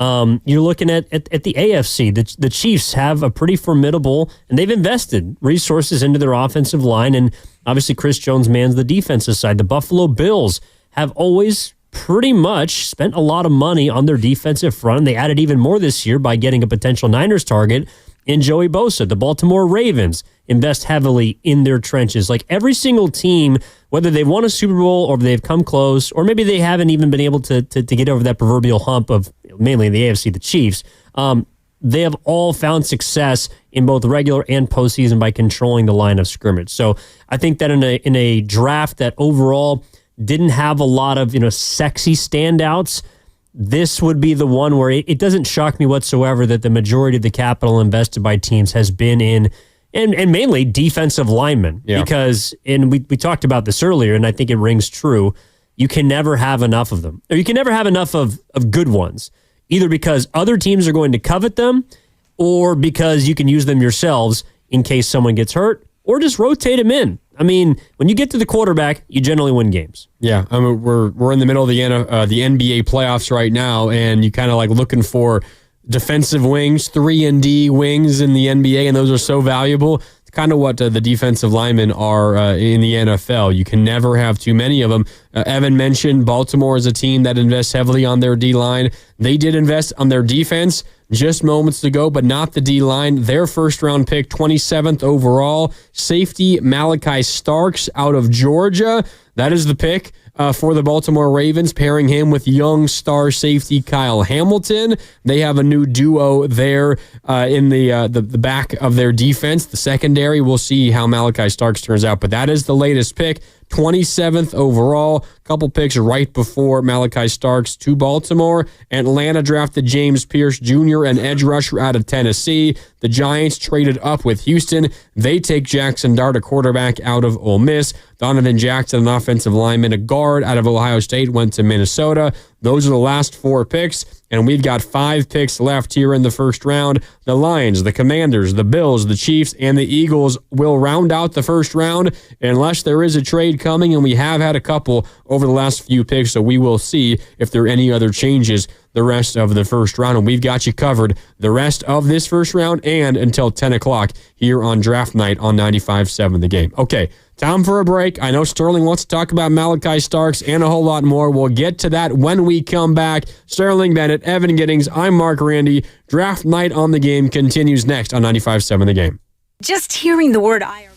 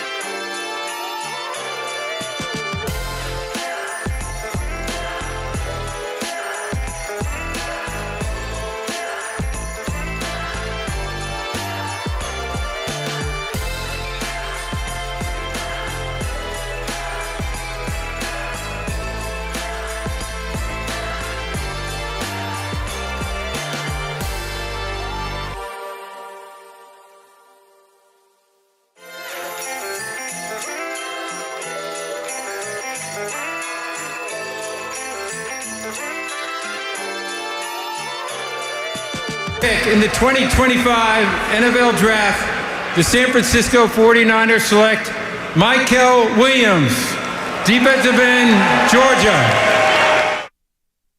Now back to Draft Night on 95.7 The Game.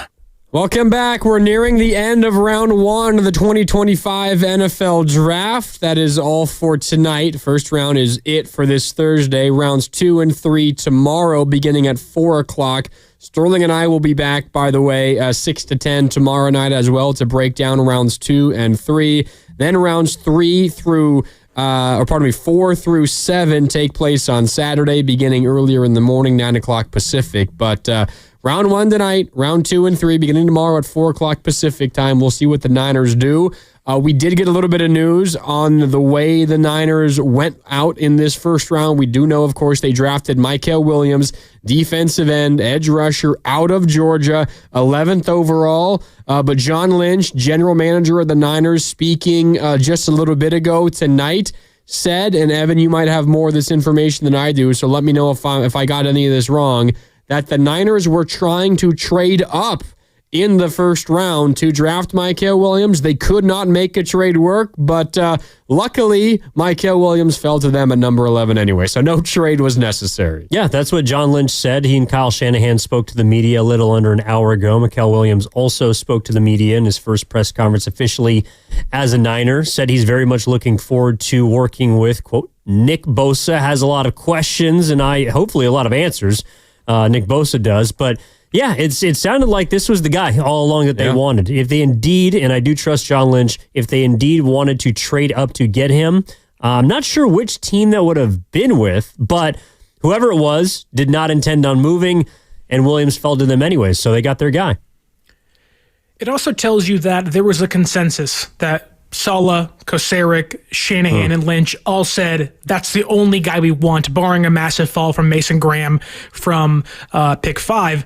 But I think it also tells you that amongst a group that has Mike Green, who had 17 sacks at Marshall last year, James Pierce Jr., who just went the last few picks or so, Donovan Ezraka, who hasn't got picked yet, Shamar Stewart, who was one of the more mocked picks to San Francisco, that they valued a player like Mykel Williams over all of those. And it's a draft class that it's kind of a pick your poison, where you can justify almost every single player that gets picked in some way, especially at edge in this year's class, but they clearly valued him over enough people to make him, the second edge rusher off the board inside the top 12. So it tells you what they like. Again, the edge setting ability, his strength, his power, his violence as an edge opposite Nick Bosa. And again, and I think John Lynch said this during his pre-draft press conference, that when you can all agree on one player, usually you feel pretty good about that guy being a great player. In Mykel Williams, knowing that that entire coaching staff and front office said this is the guy, that doesn't always happen. And when it does, you can make some magic, hopefully. So they were all together on this, and they made it work in round 1. Yeah. So the pick for the Niners, Mykel Williams, the word from John Lynch, the Niners were so infatuated with him, they were willing to trade up, couldn't make a trade work. But he fell to them at 11 anyway. 888-957-9570. Thoughts, questions, comments. You believe in Mykel Williams? You like the pick? You hate the pick? You can let us know. Again, 888-957-9570. We'll also tell you something else that John Lynch said about the Niners in the draft, but want to clean up a couple of picks. While we were at break, the Detroit Lions, picking 28th overall, they picked a defensive tackle, Tyleik Williams, out of Ohio State. So Tyleik Williams, D-tackle out of Ohio State, to Detroit at number 28. And then just moments ago, the Washington Commanders, they go to the offensive line. Offensive tackle Josh Connerly Jr. out of Oregon is the pick. So a couple of Big Ten players. Yes, Oregon in the Big Ten, but Ohio State and Oregon, the picks 28 and 29. Tyleik Williams and Josh Connerly Jr. are the picks there. Interesting. There's a lot of D-tackles going right now, and the 49ers are definitely D-tackle needy. We'll see if that is the pick coming up when they pick in the 11th pick in the second round, 43rd overall. That will very likely be tomorrow. And I can share you this from John Lynch. This comes courtesy of David Lombardi, our friend over at the San Francisco Standard, sharing this from John Lynch. Quote, "We've got 10 more picks and he won't be the only D lineman. He, of course, being Mykel Williams. I guess you didn't really have to say that, John. I'm glad you did say it because we are expecting more D linemen. But maybe it's a D tackle, 43rd overall. We will see. But there are a lot of D tackles getting taken off the board right now. Yeah, well, there's also a couple more interesting nuggets coming out of their press conference, according to John Lynch. This is also from David Lombardi just a couple minutes ago. He actually compared Mykel Williams' visit to Fred Warner's in regards to his aura and the lack of nervousness displayed by Williams. His aura, I like it. Yeah, I mean, well, Fred is someone that just emanates. And so I think comparatively, like, it sounds like Williams, number one, is a monster of a man and is probably a very imposing person, whatever room he walks into. I would argue the same about Fred Warner. Anytime he is speaking, anytime that he is in a room, you notice and you can kind of feel his presence. So take that for what you will, kind of a little bit of an intangible, if you will. But then I think also too, like, it just what stood out about him and what we've read, what we've kind of heard. It sounds like the Niners were looking for someone that could literally and figuratively set the edge for this offseason, set the edge as far as the opposite side of Nick Bosa and their defensive line, and also set the edge for what is a pretty important offseason for them. They are moving in a very different direction, and in many ways, this draft is going to dictate what the San Francisco 49ers become in the near future, whether that's a rise back to prominence or a team that kind of fizzles out. There's a lot of questions about the San Francisco 49ers right now, and while I think we all agree here that this pick was a good one, it was a safe one, it also has to be long-term an important pick and kind of a cornerstone or at least core building pick. So the fact that Lynch is comparing him to Fred Warner, while it be maybe overly complimentary, I think does speak to that's the kind of character and culture piece that they're looking to aim to also fill with this pick, in addition to just a damn good football player. And John Lynch compared Mykel Williams to that of Eric Armstead. So if you get the aura of Fred Warner and the play of Eric Armstead on the interior and the edge, you're getting a pretty darn good football player, and that's going to be a captain one day if you, again, follow the lines of Fred and Eric Armstead. And you hate to say this, but I know we were pretty happy with the money that was off the books when Armstead got moved and cut and went to Jacksonville. The Niners missed Eric Armstead last year. They missed the interior presence. They missed the ability to play the inside, the outside, play 9 technique, play 5 technique, and do everything you want to give your defensive versatility. So if they view him as that type of player, which I think they may, he can play inside and outside, you're getting a versatile player that helps you in 2 different positions where we're saying, hey, get a run-stuffing defensive tackle. They may view Mykel Williams as part of the solution to that problem on the exterior and the interior. Yeah. I mean, that versatility is really important to have. I think this is John Lynch talking about the expectation for Mykel Williams and where the Niners are going to have to pick to draft him. Here is John Lynch, Niners general manager, on Mykel Williams.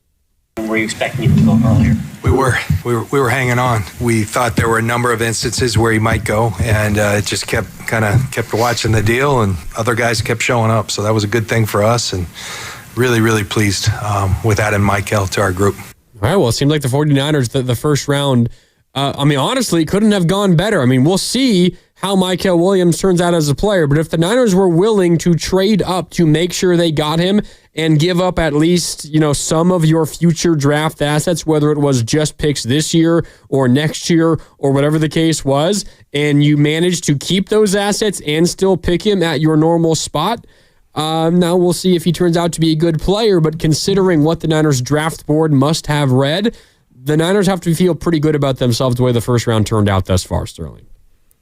Well, it's hard not to, especially when you get your guy, right? You feel a lot better when you get your guy. Yeah. When, say you're picking at pick 11 and say you wanted Mason Graham or you wanted Abdul Carter, or maybe you wanted the tackle, Kelvin Banks, who went to the Saints, I believe.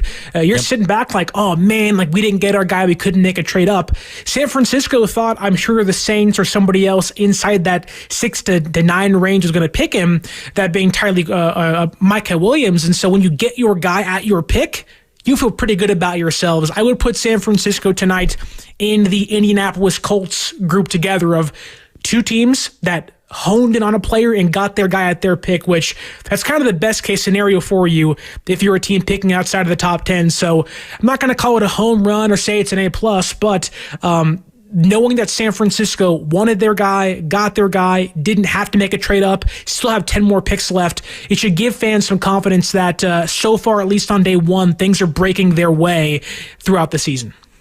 Yeah, like I'm trying to figure out right now, all right, which is the team that the Niners would have been, number one, afraid of taking their guy, and then number two, trading. And in a way, it kind of feels like the last couple teams, those bunches, I don't think there's any way to assume what New Orleans was going to do. They have so many holes, and they're a team that is sinking in many different ways, specifically financially.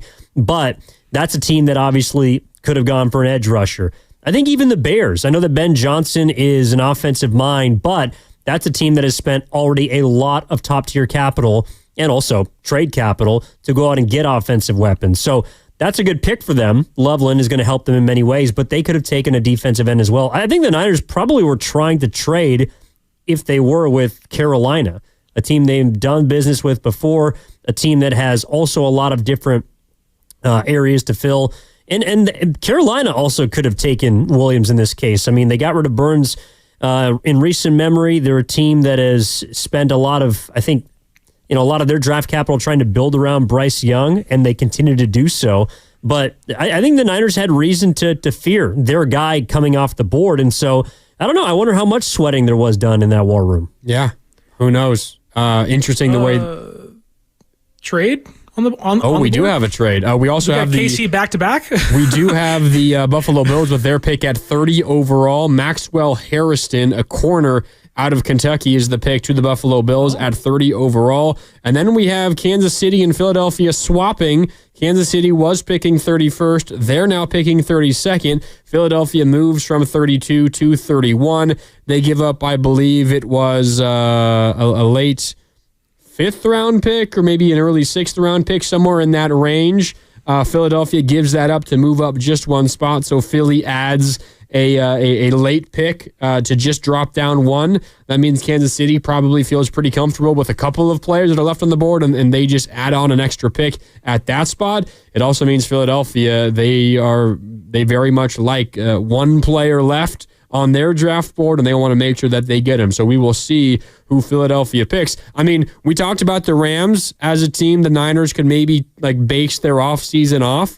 It's also the Philadelphia Eagles, who had themselves an awesome year a couple of years ago, went all the way to the Super Bowl, of course, beat the Niners in the NFC Championship game to get there. And then the year after, which was not this most recent season, but the year prior, they had a great beginning to the season, and then it just completely derailed. It began with the Niners going into the Lynch and dominating them. That kind of was the beginning of the end of their season. They ended up not even winning a postseason game, and then they just came out and hit an absolute home run in the draft. And as a result, part of the reason why is they won the Super Bowl. So the Niners, you could build off of a really rough season, or you could recover from a really rough season if you have a home run draft. That's what the Eagles did last year. It's what the Niners are hoping to do this year, and we'll see where the Eagles go as they now draft back up. But I think the Rams and the Eagles are a couple of teams the Niners can take notes off of in terms of how they want this offseason to go. Well, and Philadelphia is never afraid to take players with red flags. Jalen Carter had a pretty big one come out a few years ago, and Mike Green, 17-sack player from Marshall, still on the board here. Arguably the second best edge rusher on in this draft class is still on the board. So you could see Philadelphia get what is heralded as maybe one of the more explosive edge rushers. Probably isn't a 3-down player, but the rich may be getting richer, and I don't know how we keep letting them get away with this every single year. It happened last year. Quinyon Mitchell, Cooper DeJean, and now it may happen with Mike Green if that's the pick here, but time will tell when the pick comes in. But I do want to go back to Evan's point for a second as to which teams San Francisco may have been trying to jump, and I think you're right. The Saints, who had Dennis Allen as their head coach the last couple of years, and the Bears, who have Dennis Allen as their DC now, they value those big, long-arm, traitsy edge rushers, so I think you're right. The Panthers maybe even the Raiders are a team San Francisco may have tried to move up with. That said, I also believe that the Jaguars moving up for Travis Hunter may have pushed Michael Williams into the arms of the San Francisco 49ers. If the Browns take Travis Hunter, McMillan may have fallen to the Jaguars. At that point, the Panthers then shift their focus to Micah Williams. So it may not have felt like an impactful move when it comes to San Francisco, but in John Lynch and Kyle Shanahan's case, they may be thanking the Jacksonville Jaguars and the Browns for making that trade, which created maybe a domino effect to have their player fall into their arms at pick 11. That's a good call. Yeah, I like that. And obviously there's so many moving parts, and you're trying to figure out who's going to take this guy, what do they have projected. What I'm trying to figure out now is teams that played in the Super Bowl do business. Like the Eagles just beat the Kansas City Chiefs and they traded.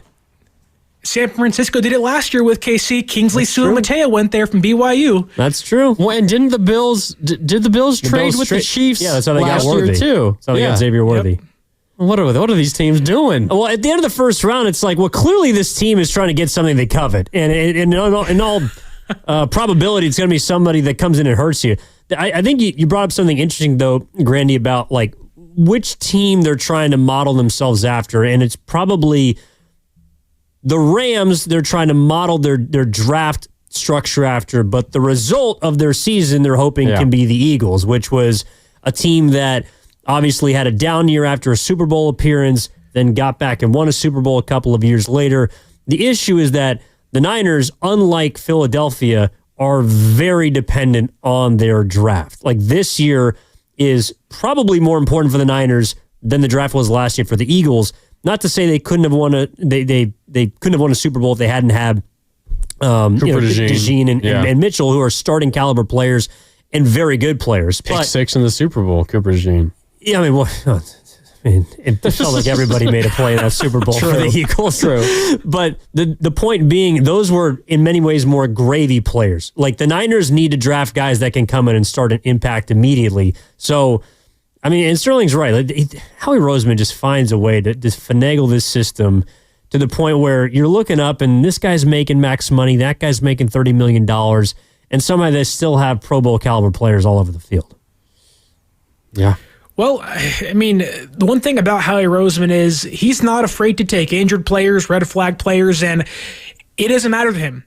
If you are talented and you can help this team, you are going to be a Philadelphia Eagle no matter what you do off the field. As long as you can get it done on the gridiron, you're going to be an Eagle. And for a team coming off an incredible win in the Super Bowl, if they can get richer here with the Mike Green or Jahad Campbell or Josh Simmons, albeit they don't need a tackle, again, it goes back to how do they keep getting away with these picks or moves, because every year, every offseason, every trade deadline, they do something that says, why would you trade with the devil himself? You never win moves like this, and somehow Philadelphia always comes out on top. Yeah, their last drafts, the last group of drafts, they go back to 2021 really quick. Devontae Smith, Heisman winner at Alabama, wide receiver. He's a part of their core and has been for years now. Landon Dickerson was their second pick in the second round. He is entrenched as a starter on their offensive line ever since he started. He's been elected to 3 different Pro Bowls already. The next year in 2022, Jordan Davis, another just SEC dog out of Georgia, big body in the middle of that defensive line. Cam Jurgens was a pick in the second round that year. Nakobe Dean, linebacker, also out of Georgia, third round that year. 2023, Jalen Carter, Georgia. Nolan Smith, Georgia. Later on, Sidney Brown. And then last year, Quinyon Mitchell and Cooper DeJean, first round, and then very early in the second round. Like, they just hit on all 8 of their first 2 picks each and every one of those years. And those are all star pieces on their team now. And it's just, sometimes the NFL is simple. You hit on your top draft picks, you're going to be a very, very, very good football team. And now we have the Eagles' most recent pick, as Roger Goodell is announcing it at the podium right now. Roll Tide. And it is Jahad Campbell, the linebacker out of Alabama. So not Mike Green, which Sterling was afraid of. But I know Sterling is also very high on Jahad Campbell, and he's now a Philadelphia Eagle. He is the best off-ball linebacker in this draft by far. And you now have Zach Bond and Jahad Campbell eating over the middle for that defense that already has probably the top 2, if not the first best defensive line in the league. And you have maybe 2 of the best cornerbacks in the league in Cooper DeJean and Quinyon Mitchell. It's baffling that this keeps happening every year. It's baffling that I'm thankful he didn't go to the Rams, but Jahad Campbell is going to be a heck of a player. There is concerns about his shoulder. That's why he dropped all the way to 31. But Howie Roseman covets good players. He is the BPA, best player available king, no matter the position. And you get another dog over the middle of that defense where you can't run against them, you can't pass against them, you can't do nothing against that defense now without saying there's a star all over the field. Yeah, and I think I've been a little surprised that there haven't been as many interior linebackers that we've discussed tonight, and perhaps haven't been as high or as talented as some of those edge dudes, but middle linebackers are hard to find, or specifically good ones. I mean, interior linebackers are at a premium now in the NFL, and I think example A is Dre Greenlaw, someone that is probably a little risky to give 3 years and $31 million to, and I know that the Niners certainly made their run at him, but Denver pulled the trigger, and the Niners probably wanted to get him at a 1-year flyer deal at first, and just the fact that he has the potential to be a quality starting middle linebacker means that he has a market, even though he's coming off of an injury-riddled season prior to following an Achilles tear. Like, linebackers are hard to find, and the fact that the Eagles just got another one, combined with the fact that they plucked Bond from New Orleans, where it seemed like he wasn't doing much in the first place. Now an all-pro. Yeah, I mean, they repurposed him, and they put him in a position to succeed, and now they gave him a fantastic running mate. So, you hate to say it, but kudos to them. Yeah, seems like a pretty good pick. Now we'll see how Jahad Campbell turns out on the field, but you guys are right. It's hard to be upset if you're an Eagles fan based on how the first round played out for them once again. We got 1 pick left in the first round. The Kansas City Chiefs are on the clock after they traded down 1 spot. They added a late pick to their pick cache to move down 1, and the Eagles do that, and they take Jahad Campbell as a result. I mean, Niners, you mentioned Dre Greenlaw and the Niners' need for a linebacker. Sterling, where do you think the Niners might make a linebacker pick in this draft, if they do at all? I would imagine we're going to see at least 1, if not 2 or 3 more defensive linemen, whether it's edge or D tackles on this draft for the Niners. But I mean, they wanted Dre Greenlaw back badly. All the reports about once he agreed to a deal in principle with the Broncos, then they flew out to Texas to negotiate with him in person. They couldn't quite dissuade him away from the Broncos. They very much would like another linebacker. Do you see them making a pick for someone to, maybe not this year, but someone to pair eventually alongside Fred Warner? Well, that's one of the conversations I've been debating in my own head, because they do all this to bring back Dre Greenlaw, but D. Winters was pretty good last year for them. He wasn't fantastic, but he was really good in coverage, one of the best coverage linebackers in football last season. There's some room to grow still. There's some health concerns there. But they talked to a player from Ole Miss, Chris Paul Jr., nickname, funny enough, is Pooh, the bear. So there is some connections there. I think for him, late day 3, maybe around pick 100, pick 113 could be a spot for him. They've had some conversations with one of your guys, Oregon's Jeffrey Bassa, Mark. So you could get one of your Ducks on the defense. So there is some linebackers they've been talking to, but I think those picks will be had early day 3, late day 2. It's unfair, but I'm sorry. The last game that man played was not. Jeffrey Bassa had a bad year this year for the Ducks. He had a bad year. Hooked. Well, to be fair, everyone on that Oregon defense got cooked by Ohio State. That's true. No, sorry. He just happened to be in a lot of the pictures. My worst New Year's Day ever. Just happened to be in a lot of those highlights. It also makes you wonder that, do they view this as Winters can be the placeholder for a year? Do they sign a veteran? Eric Kendricks is still out there. He burned him last year. They want to bring him in this year. You never know. They've kind of alluded to signing a few veterans after the draft, so maybe there's some room to kind of finagle their way into a starter here or there, not named Devondre Campbell, hopefully, next season. But it feels like linebacker is a position they value, but again, the question is exactly how much when his name is not Dre Greenlaw. Yeah, we'll see. All right, we got 1 pick left here in the first round. We'll tell you who it is when we come back. The Chiefs are on the clock to wrap up round number 1.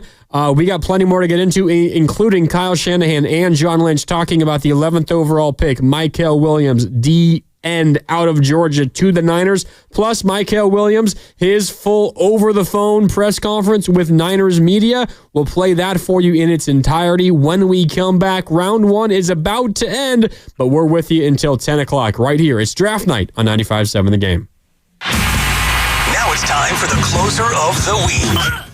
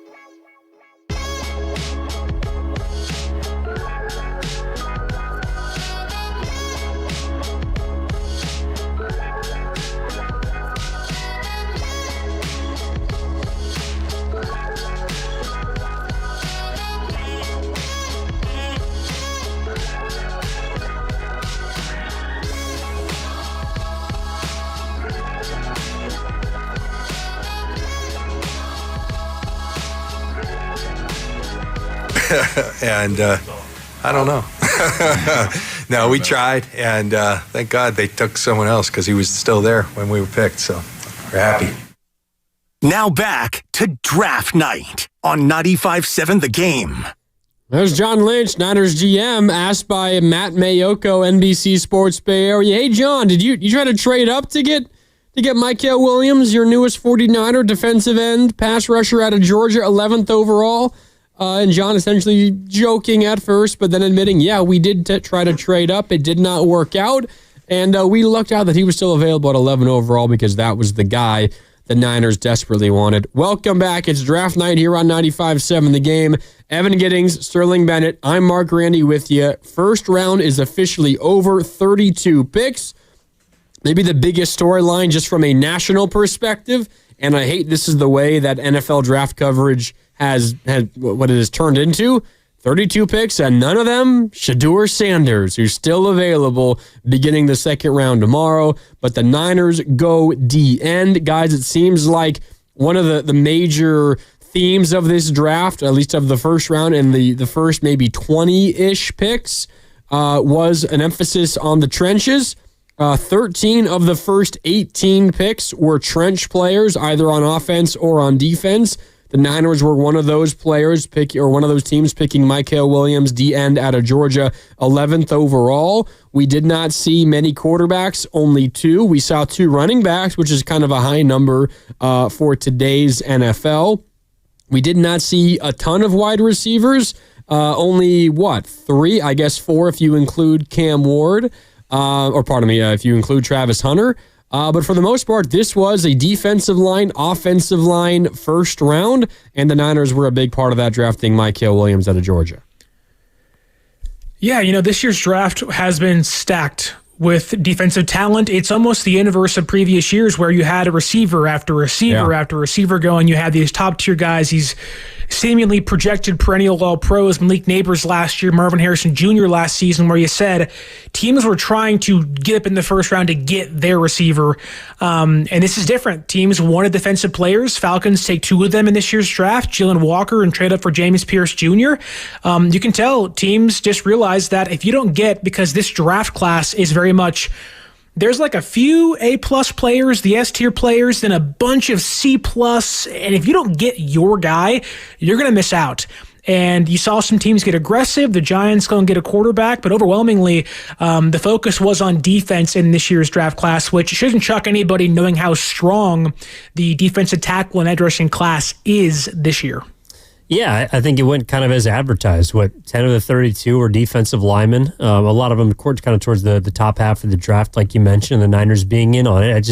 It's what people covet. And styles make fights, and so the players are going to be utilized differently. I think Williams is someone that profiles as a wide 9 technique, edge-setting type player for the 49ers, and that's what they're going to ask him to do. So, I also think it's interesting. I don't know what you guys make of it, but one note, I've kind of taken the Niners haven't really taken a whole lot of college talent that has experience winning at a high level. Like, I want to say the most accomplished as far as a team goal that they've had in recent memory might be Jake Moody, who is a part of a national championship team. But obviously, Mykel Williams was a part of the 22 national championship squad with Georgia, SEC championships, all the likes. Like, he's someone that is coming in expecting to win immediately. And look, any player from any level can come in and impact a franchise positively. But I do think there's also something to drafting a guy, and it's, from what it seems like, a culture fit type player that can be a leader and that has experience being in big games at big moments and expecting to come out on top. So, I think overall it's a great pick for the Niners. We'll find out if it turns out to be anything. You can't win on draft night, but the Niners, I feel confident in saying, did not mess this pick up, which even a year ago when we were all three doing this show, we were kind of conflicted on what they did with Ricky Pearsall. I don't think we were that conflicted. We all thought it was a mistake at the time. Although it turned, our opinions varied, I should say. It did turn out to be, I guess, an all right pick considering what happened to Brandon Ayuk and what has since transpired with Deebo Samuel. So maybe the Niners know what they're doing after all. But I'm with you. Like, we'll see how the player turns out. But the logic, the thought process, Sterling, seems pretty sound through the first round for the 49ers. And then you look towards the second round. Well, they will have the 11th pick in the second round beginning tomorrow. The Cleveland Browns pick first in the second round. Then you've got Houston in a trade, Tennessee, Cleveland in a trade. They have 2 of the first 4 picks in the second round. Raiders, Patriots, Bears, Saints, Bears, Jets, and then Niners picking 43rd overall, the 11th pick in that second round. And the thought process for the Niners going into day 2, Sterling, it might be pretty similar to day number 1. Maybe they go away from the defensive line, but maybe they just say, hey, you know what? Best player available, defensive line, come on down.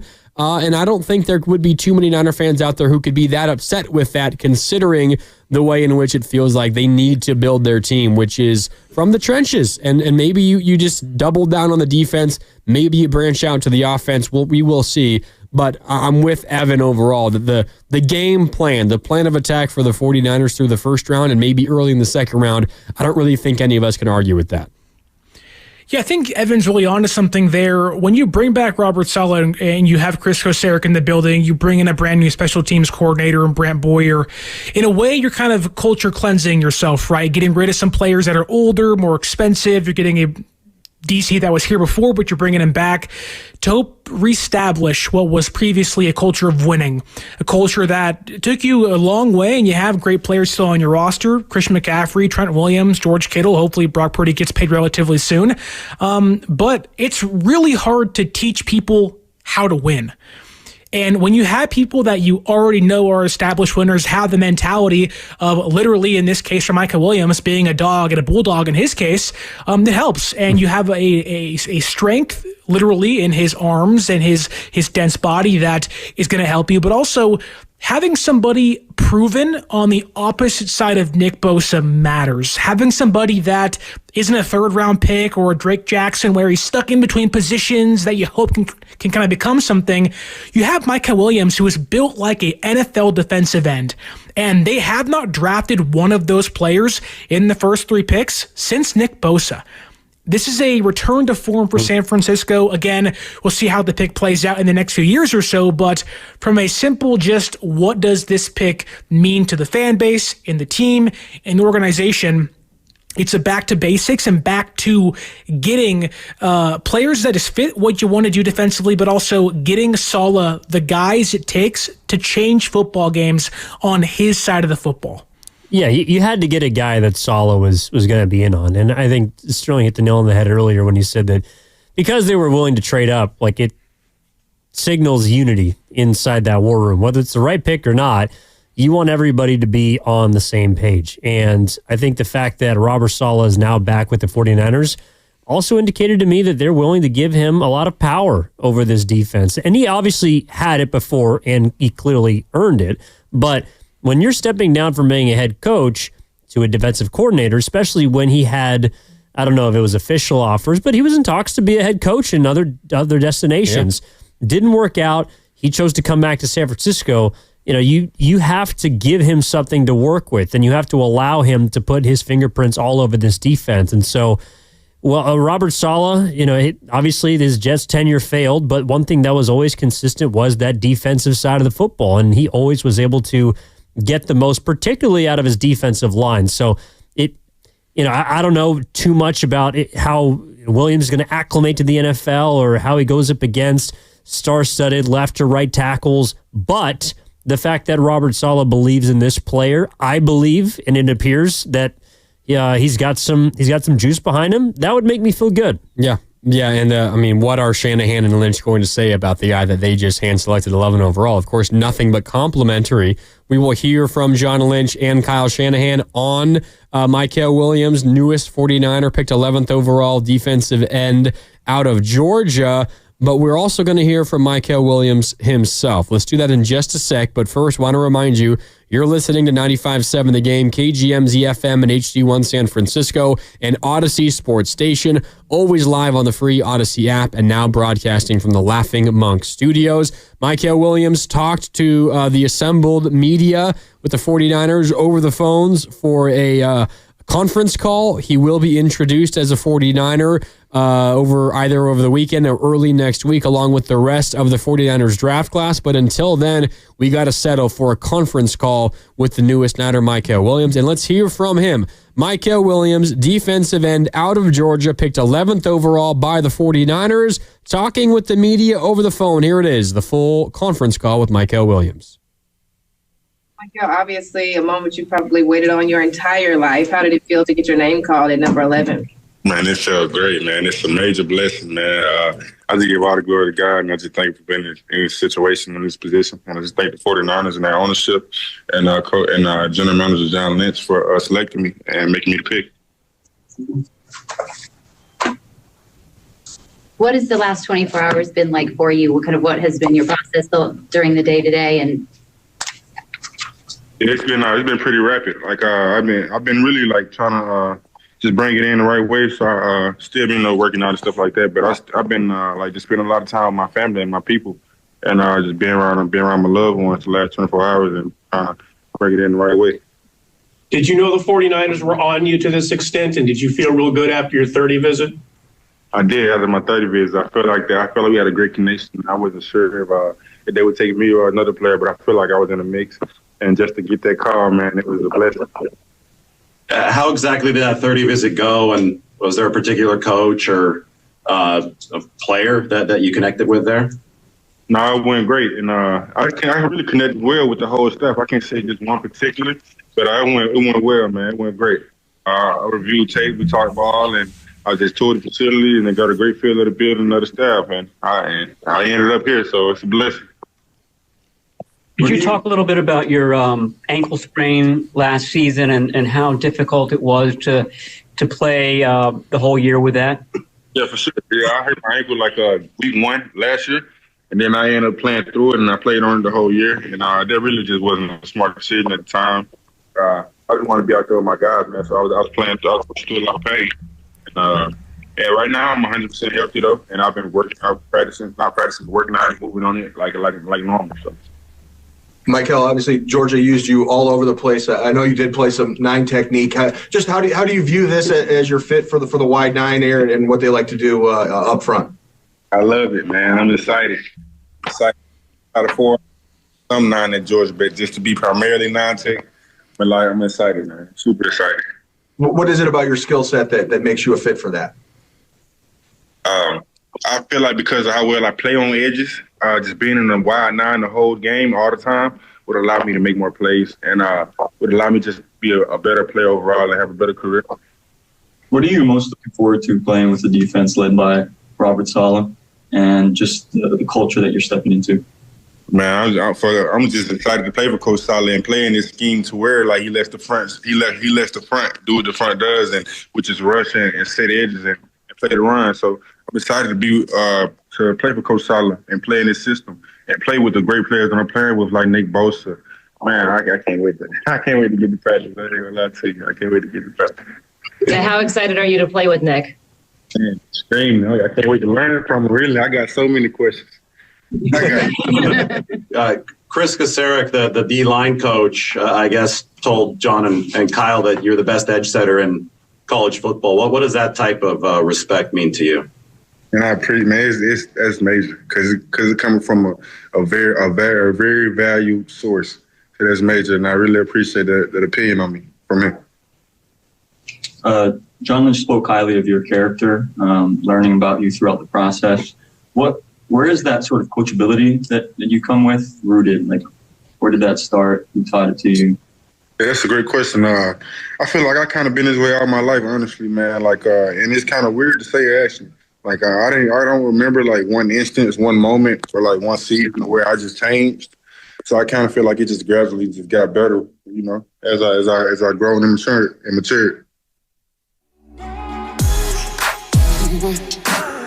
All right, and that's Mykel Williams.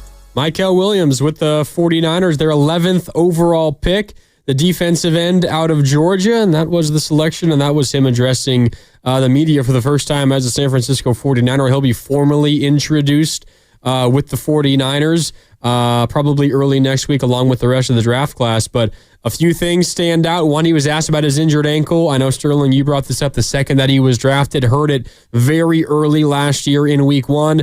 Decided to play on it all year. He said it maybe wasn't the best decision, but he just wanted to be out there with his guys all season long. But he did say, quote, I'm 100% now. The ankle is 100%, and he's been out there practicing like normal. So that is good news. I know Niner fans, I know myself personally, scarred by Niners drafting injured players. It hasn't always turned out the best. So whenever you do draft somebody that has not necessarily like an injury history or someone that you would necessarily call injury prone, but someone that does have a recent injury that bothered them in their most recent season, it is concerning. But good to hear that Michael Williams say that his ankle is now officially 100% as he gears up for his first offseason as a 49er. Well, there's a big difference in injury prone and a player that was injured, right? Like Javon Kinlaw had chronic knee injuries throughout college, and San Francisco took a big risk on him. But Michael Williams is not that kind of player. Obviously, different positions, but the ankle injury, he told you himself, it's fully healed now. It's not a thing that comes back over and over again. It was a one-time thing, and hopefully it's cleared up. But also, he plays a position where he's not going to be usually in between the tackles, and Lance Sala, who loves doing this, is using him as a stunting defensive end. So there maybe is cause for concern, but I would rather have Michael Williams, and I'm more confident in him being healthy compared to Jahad Campbell, who had the shoulder injury, Josh Simmons, who had the patellar injury, and then, of course, the red flag guys like Mike Green and Josh Pierce Jr. So Michael's just an outstanding person. He's a team captain last year. A lot of reasons to like him on and off the field for San Francisco. Yeah, the name Javon Kinlaw obviously raises a lot of alarms, but I think it's because one of the reasons, at least from what I've gathered, the Niners are as interested in the players that they are now they build their board is the relationships that they have with the college coaches, and they really depend on the word of the men who are there every single day. You know, Kyle Shanahan has spoken about, like, I'm not going to be able to gather enough in just one interview or one dinner or these visits. You got to talk to these guys. And Will Muschamp is someone that the 49ers have had a relatively long relationship with. And it worked out for someone like Deebo Samuel, who obviously was a great 49er. Didn't work out for someone like Javon Kinlaw, who had chronic issues. Will Muschamp is, I think, the defensive strategy analyst or something like that for the University of Georgia. He has a role within their defensive department. So the fact that they have the relationship, it's a little 50-50 right now. It could be something where Muschamp is, and I think he's as honest as any, is telling them this is what you're going to get. But I think the Niners are betting on the build, the physicality, what they see him becoming both this season and I think in the future. And the fact that he was able to play through an entire season injured indicates that there is toughness. You know, he didn't have a massive amount of production behind playing injured, and he admitted in that clip, that segment we just heard, that was a mistake. But I think the Niners are kind of willing to put their faith in the people that were around Williams the most. And to me, that's the smartest way to do business. So yeah, I also think what the Niners are betting on is, one, while maybe they agree with Michael Williams that it was a mistake to play on the injured ankle, they're drafting a dude who loves to play football.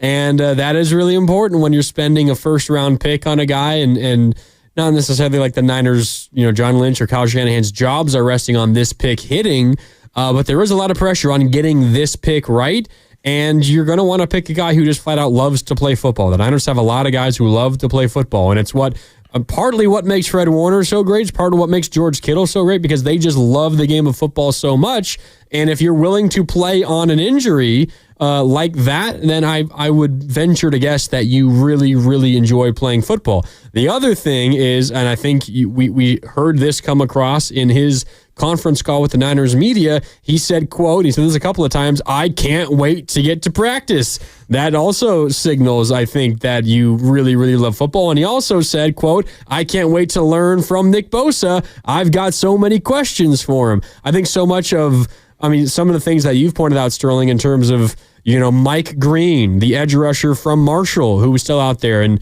a lot of people had a first-round grade on him, maybe one of the best edge rushers in this draft class. He's got some maybe off-the-field concerns that have scared some teams away.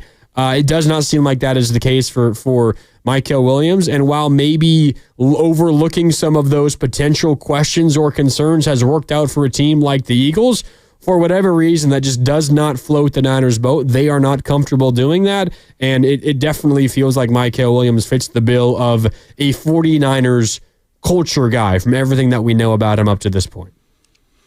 I think the way I'd put it is Michael Williams had the least amount of risk attached to his name compared to the guys on the board at the position at the time. And San Francisco doesn't mind taking risks on players. Again, Javon Kinlaw has been mentioned a couple times here. Reuben Foster was one that goes back to the relationships with the coaching staff where they got burned big time by trusting Nick Saban and co.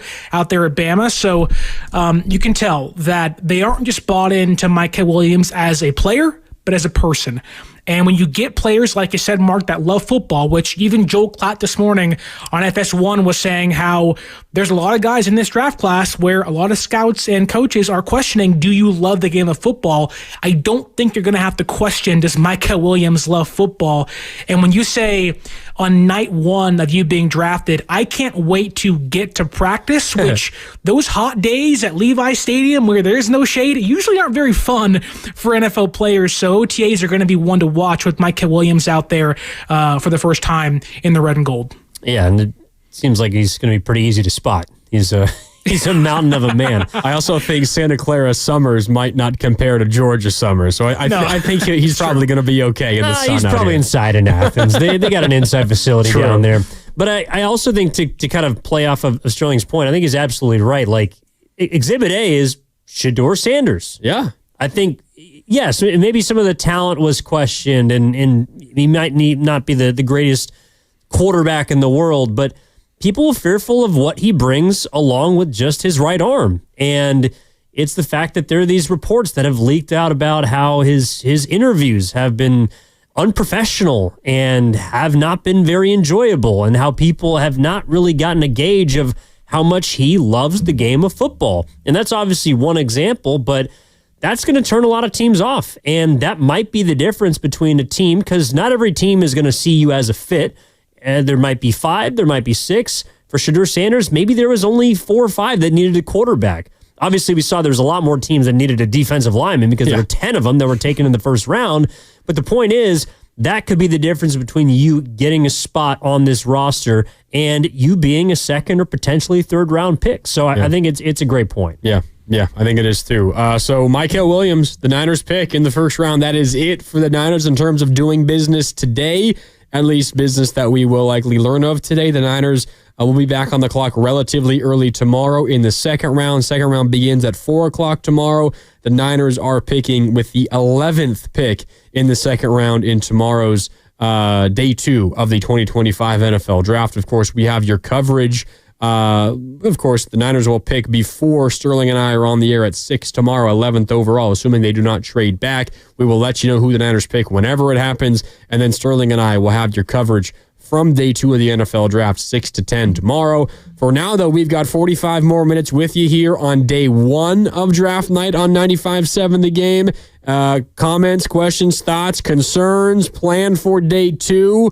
You can let us know. Hit us up, 888-957-9570. We will get into day 2 plans for the Niners. Plus, we will hear from John Lynch and Kyle Shanahan, who have spoken glowingly about their new 49er defensive end, Michael Williams, out of Georgia, picked 11th overall in the 2025 NFL Draft. 45 minutes left with you here on draft night, day 1. Evan Giddings, Sterling Bennett, Mark Rennie with you. More next on 95.7 The Game.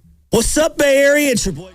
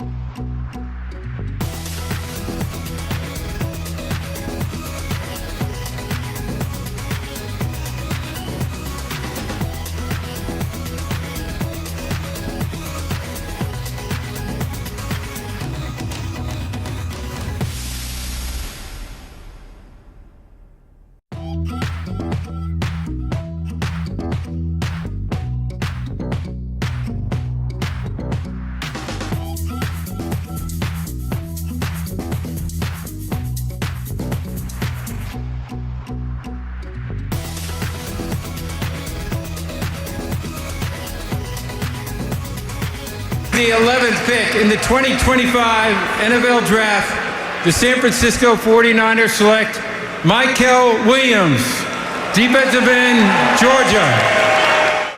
Now back to Draft Night on 95.7 The Game. Welcome back. A relatively straightforward first round in general, but specifically for the San Francisco 49ers. They had one pick, 11th overall.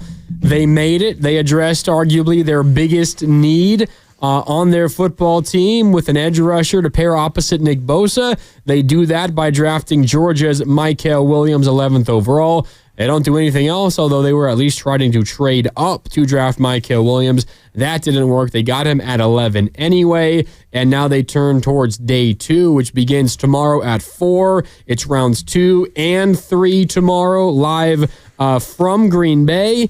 And the 49ers currently have 3 picks to make in day 2. They have their own pick in the 2nd and 3rd rounds, the 11th pick in those respective rounds, 43rd overall and 75th overall. And then they have a special compensatory pick near the very end of the 3rd round, 100th overall. There is a possibility the Niners could make some trades up or back or whatever, we shall see. But as it currently stands, they have 3 picks tomorrow for day number 2. Again, welcome back. It's Draft Night here on 95.7 The Game. I'm Mark Randy, Evan Giddings, and Sterling Bennett with you here for another 40 or so minutes. So Michael Williams, DN from Georgia, is the pick in day 1. Sterling, looking ahead to day 2, 3 picks, again, 1 in round 2 and 2 in round 3. What do you think the Niners' plan of attack should be going forward, looking specifically to just day 2? Yeah, I think it's really important to find that defensive tackle on the interior. You can argue the offensive line, get yourself a swing tackle. Jalen Moore's gone. Do you trust Austin Peasants? I don't think anybody does, even in that room. Do you trust Spencer Burford, who was a pretty good left guard for you as a backup last year, to be your swing tackle? Time will obviously tell. But I think defensive tackle is a big need for this team. Obviously, they don't have anybody really there. Kalia Davis, Evan Anderson, and Jordan Elliott. Those are more of run defending type players for you. I think a player they have seemingly fallen in love with, he's there for a 30 visit. He had an injury this past season. That is Omar Norman Lott from Tennessee, that big pass rushing type that was like Javon Hargrave and like other guys that were in the building. That's all I like. So whether it is pick 43 or pick 75, I think you're going to see at least one of those picks be and have to be a defensive tackle for this defense. Yeah, it feels like, according to a lot of draft boards, the players sort of left that spilled over into the 2nd round that are still available, shocker, lie on the defensive side of the ball. That's just kind of the deepest part of this draft. And, you know, for the Niners, look, I don't know if they necessarily needed last year going into it a cornerback, but they got a pretty talented one in Renardo Green. Now, I don't necessarily think they need to get one in the 2nd round, but you're obviously going to have someone that has to move over to the slot. You need a 3rd guy. I wouldn't be shocked to see the Niners, and we've seen some guys already fall. Will Johnson has some sort of apparently knee concerns that people believe are the reason why he's fallen into the 2nd round. And, you know, Trey Amos out of Ole Miss. There's some guys, at least at the cornerback position, I think the Niners would be wise to identify, but honestly, they have so many holes at this point. As long as they're getting the best player available and a talent at that pick, I really don't think they can go wrong. I mean, they have so many darts to throw at this point in this draft. It's just about picking the correct guy. You know, I think they got one in the 1st round. Okay, let's see if we can make that one in the 2nd round. And just continue to stack players, because you need starters. And it's not an easy thing to do to just step into this league as a rookie and start an impact, especially high-level football, and for a team that expects to contend for their division. But that's what they're asking all these players to do. I wouldn't be shocked if they draft a corner at some point, but, I mean, you got Diamador Lenore on one side, you got Renardo Green, who was a pick early last year on the other. I don't think they're going into this draft feeling like they need to draft a corner that has to play immediately for them. Might be looking at potentially a safety at some point, because I don't know how much confidence you have in in Jair Brown going forward. You feel pretty good about Malik Mustafa, who you also drafted last year. So we'll see what the Niners do in the defensive secondary. But I'm with you, Sterling, in terms of one of your first 2 picks tomorrow probably should be a defensive tackle, and maybe you just go best available. Maybe you try to factor in value considering where you're picking. Do you think there's a chance we see the Niners go to the offensive line at some point tomorrow, or is that more of a day 3 thing? Because they have to leave this draft with something on the offensive line at least. Yeah, I think it's an important place for them because, again, like I already said, you lose Jalen Moore, you don't have a swing tackle. Trent Williams seemingly misses a game or 2 each season. The ankle's kind of a ticking time bomb for him. He's going to miss time eventually. Colton McKivitz has played most of his games, but when he has played, isn't the best tackle in football. But at and least you can certainly find a replacement. Sterling. It's true. But I think the Niners are going to be looking for that guard tackle flexible player. I don't know if they want to go with the project, hoping that next year they can be a starter for them once Trent Williams either retires or Colton McKivitz leaves via free agency. So there has to be somewhat of a projection there. If they want an instant impact player, you can go again, Arizona, Jonas Savanea, pretty good player. Jackson Slater from Sacramento State could be a late day 3 pick for them on the interior that can play guard or tackle, or even center maybe if things get a little hairy in the middle. Marcus Bowe from Purdue fits that Shanahan swing tackle guard flexible player. So I think one of tomorrow's 3 picks will probably be an offensive lineman.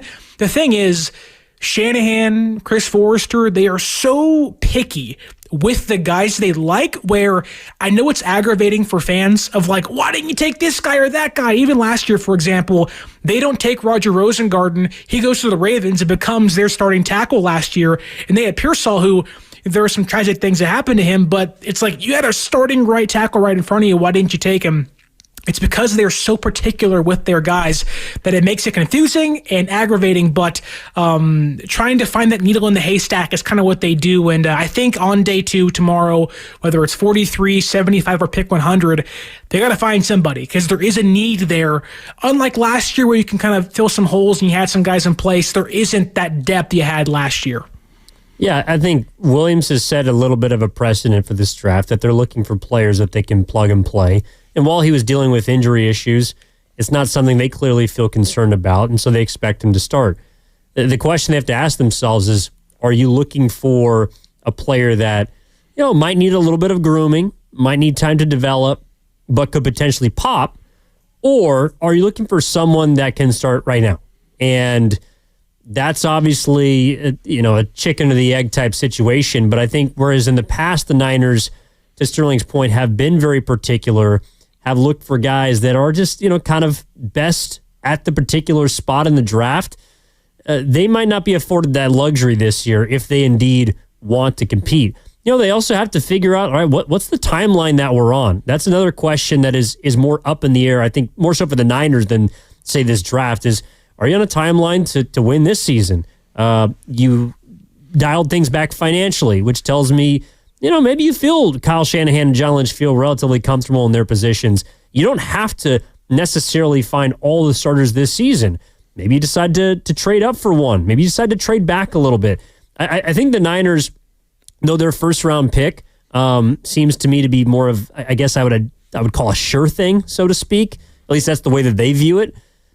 What they do on the rest of these days, it's going to be interesting because I think there's a lot of pressure on this draft, and nothing they've really done so far this offseason indicates to me that they're feeling the pressure of a 6-11 season. Like they've talked about how they don't want to do it again, and obviously 6-11 is something that they never want to happen, but their actions so far are not speaking to me like we're fighting for our jobs here. Yeah, and maybe it's something in terms of an offensive line draft where they draft someone and not necessarily stash him, but don't really expect a ton this season out of him. Like, you remember that was the case with Aaron Banks when they drafted him in the 2nd round out of Notre Dame in 2021.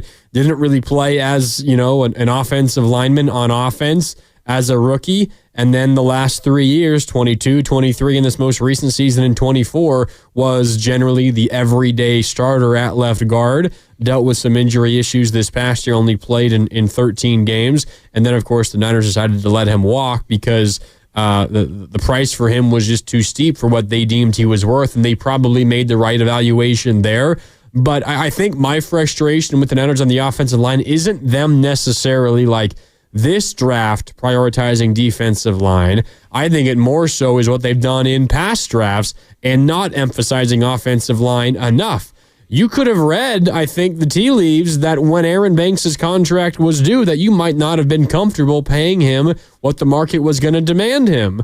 So you should have someone waiting in the wakes that you feel confident to take over. And maybe they do feel confident about whoever it is going to be playing left guard for them this year. Maybe they really feel great about Ben Barch, who I know filled in a little bit last year and was all right and probably was better than a lot of us expected.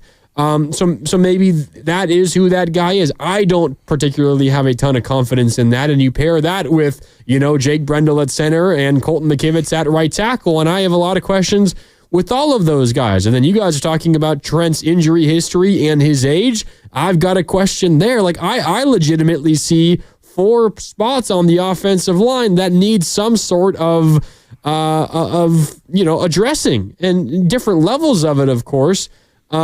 So my concern with the offensive line isn't necessarily that, say, they should have used a first-round pick on him this year. It's that I think the mistake was in past drafts not emphasizing it more often. And for a team that for so long was so dead set on building from the trenches out, and they seem to be getting back to that, it's mostly on the defensive side of the football, and I just wish they would have maintained that philosophy on the offensive line for the last few drafts as well. Yeah, I think while many Niner fans would agree with you, Mark, that, maybe had you not traded for Trey Lance and you had those 3 first-round draft picks, maybe one of those became an offensive lineman. Funny enough, this team usually doesn't use day 1 picks on the offensive line, nope.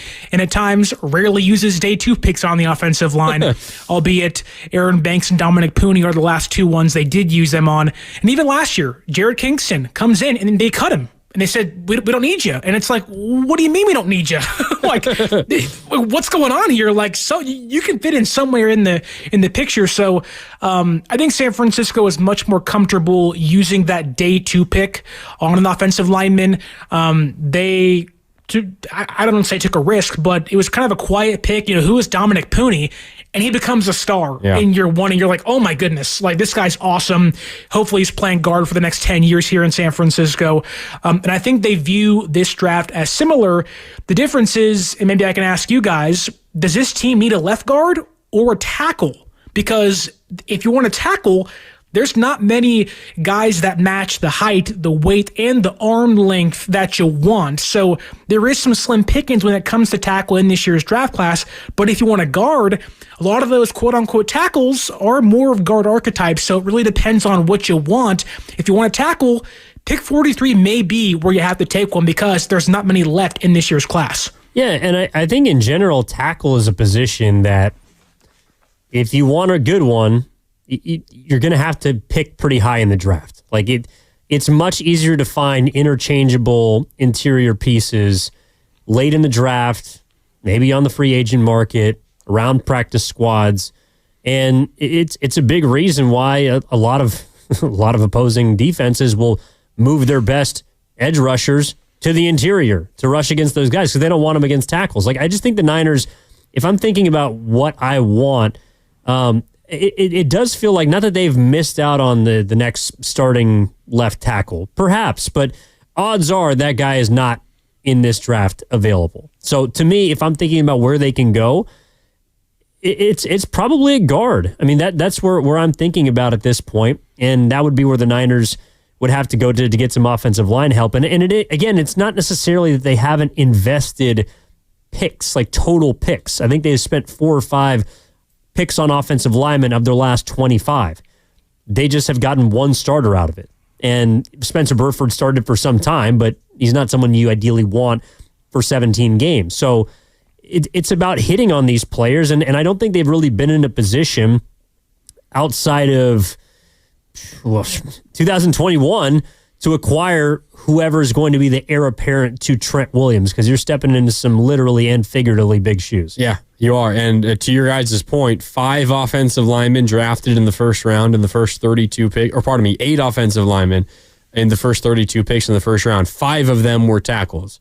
3 guards, 5 tackles in the first 32 rounds. And this is already a draft that wasn't necessarily incredibly deep at tackle. So maybe it is a guard and maybe it is a guy who you can play potentially multiple positions, maybe the 3 interior spots along the offensive line, and maybe that is where the 49ers go. But it does seem pretty clear to me that there is, you even got Ben Barch as probably penciled in as your starter at left guard right now. That's right. You got Trent Williams at left tackle. You got Brendel at center. You've got Pooney at right guard. You got McKivitz at right tackle. When healthy, you feel great about Trent Williams. You feel awesome about Dominic Pooney, not just this year, but also into the future. I've got questions everywhere else. And then if anyone goes down, you're looking at Sterling. You brought up this name earlier, having to rely on potentially Austin Pleasance. You got to rely on Nick Zakelj. You got to rely on Drake Nugent. And then you got to rely on guys that I think nobody has ever even heard of other than sickos like you, Sterling Bennett. So, they're going to draft an offensive lineman. We can lock that in. It is going to happen. I'm just very terrified that this Niners season, there is a reality where they are dealt a couple of injuries on the offensive line, and the season doesn't necessarily go up in flames, but it really, really, really pushes them backward because they just don't have the depth that I think ideally you need to have on the offensive line going into your season. It's so frustrating because everything you're saying is right, Mark, but this team just does not view the offensive line. I don't get it. As a priority, if you will. Obviously, you have a future Hall of Famer at left tackle, a third-round pick at right guard, but you have Jake Brendel, who was a Dolphins castaway that backed up Alex Mack, that was a practice squad guy with Chris Forrester in Miami. You had Ben Barch, who was, I think, a 4th-round pick of the Jaguars, but he had injury history in his career and got hurt last year, so who do you trust? And then Colton McKivitz is fine. He's there. He's healthy. Awesome. Thumbs up, I guess.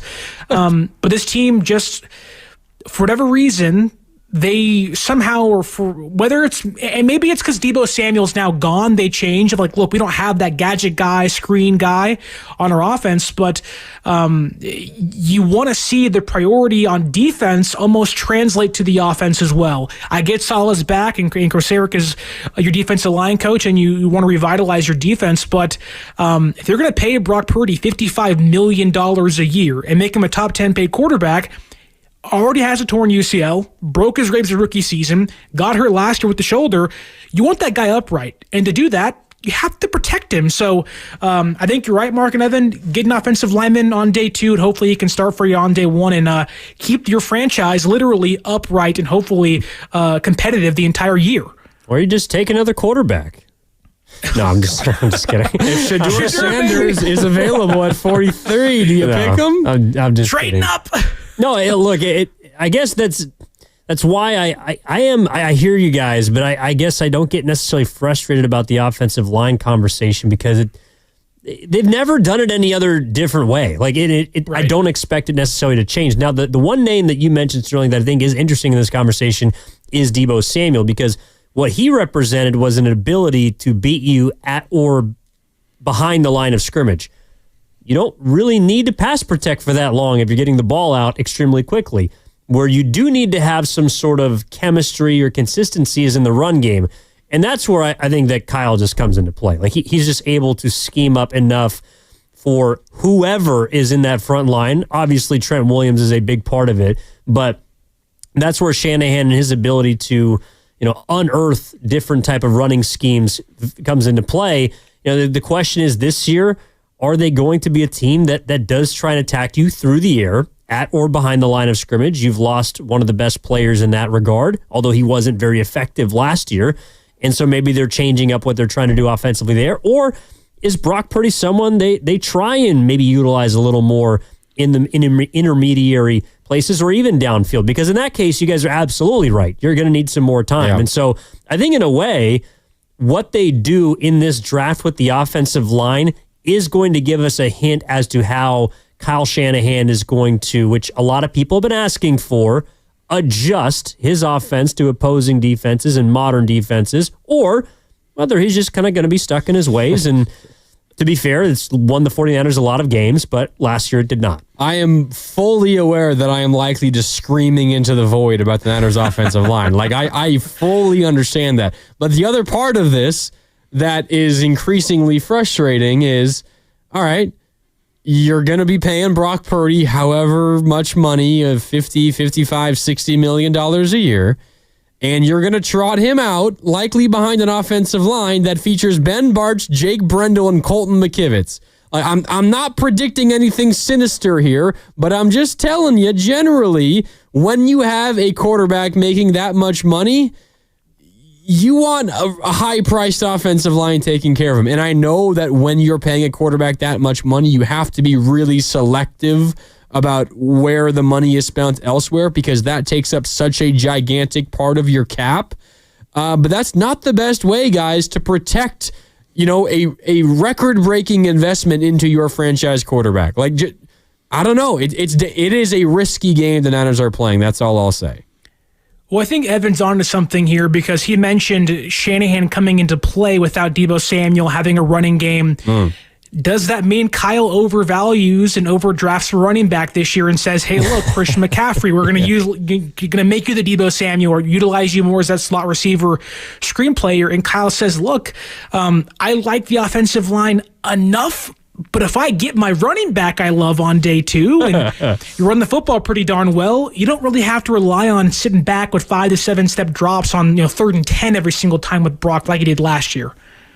Yeah, I also think that, how expensive these positions are sometimes does come into play. Like, generally, interior linemen are a little more cheap to keep, specifically than edge guys or tackles, I should say. Aaron Banks is someone that priced himself out, and the Niners having given out massive amounts of money or second contracts to those kinds of players. But, I mean, you're looking at the wide receiver market that is just freaking ballooned, and the Niners got caught seemingly with their pants down by Brandon Ayuk last offseason around this time. Obviously, the quarterback market is something that's ridiculous. And so, I don't know, maybe taking a running back is not the worst thing because they're not really that expensive to keep around or to just interchange. And the Niners have one of the most expensive running backs in the land, and they are not sure whether he's going to be the same ever again. I don't know. You can make a case that we've seen the best of Christian McCaffrey. You can make the case we've seen the best of a lot of these positions. So I think overall, the Niners, and I think it was you, Mark, that brought up, well, what happens if someone goes down? Last year is what happens if someone goes down. 6 wins. That's why this draft is so important, to try and at least cushion yourself for when probably one of your players gets hurt. Yeah, it's the NFL. Someone is going to get hurt, and very likely multiple someones, and you see how you can survive it. For what it's worth, Christian McCaffrey has been at the Niners facility this past week, and he has said that he's 100%, no restrictions, ready to go. But we had no idea he was even really dealing with anything at this point last offseason, and then he missed the first couple months of the season, and then he came back, and then he hurt himself quickly thereafter, and the season was over. So we shall see what the rest of the offseason has in store for McCaffrey. But there is no doubt, no matter how many or how few offensive linemen they draft, this draft, that Christian McCaffrey's health is one of the most important things going for the Niners this year. Okay, time for one quick break. When we come back, we'll wrap things up. Once we come back from break, about 10 minutes left with you. You want to get your thoughts, your questions, your comments in, do so now. 888-957-9570. Also on our YouTube chat, youtube.com/957 The Game. It is draft night here on 95.7 The Game. Evan Giddings, Sterling Bennett. I'm Mark Randy. Back to wrap things up right after this here on 95.7 The Game.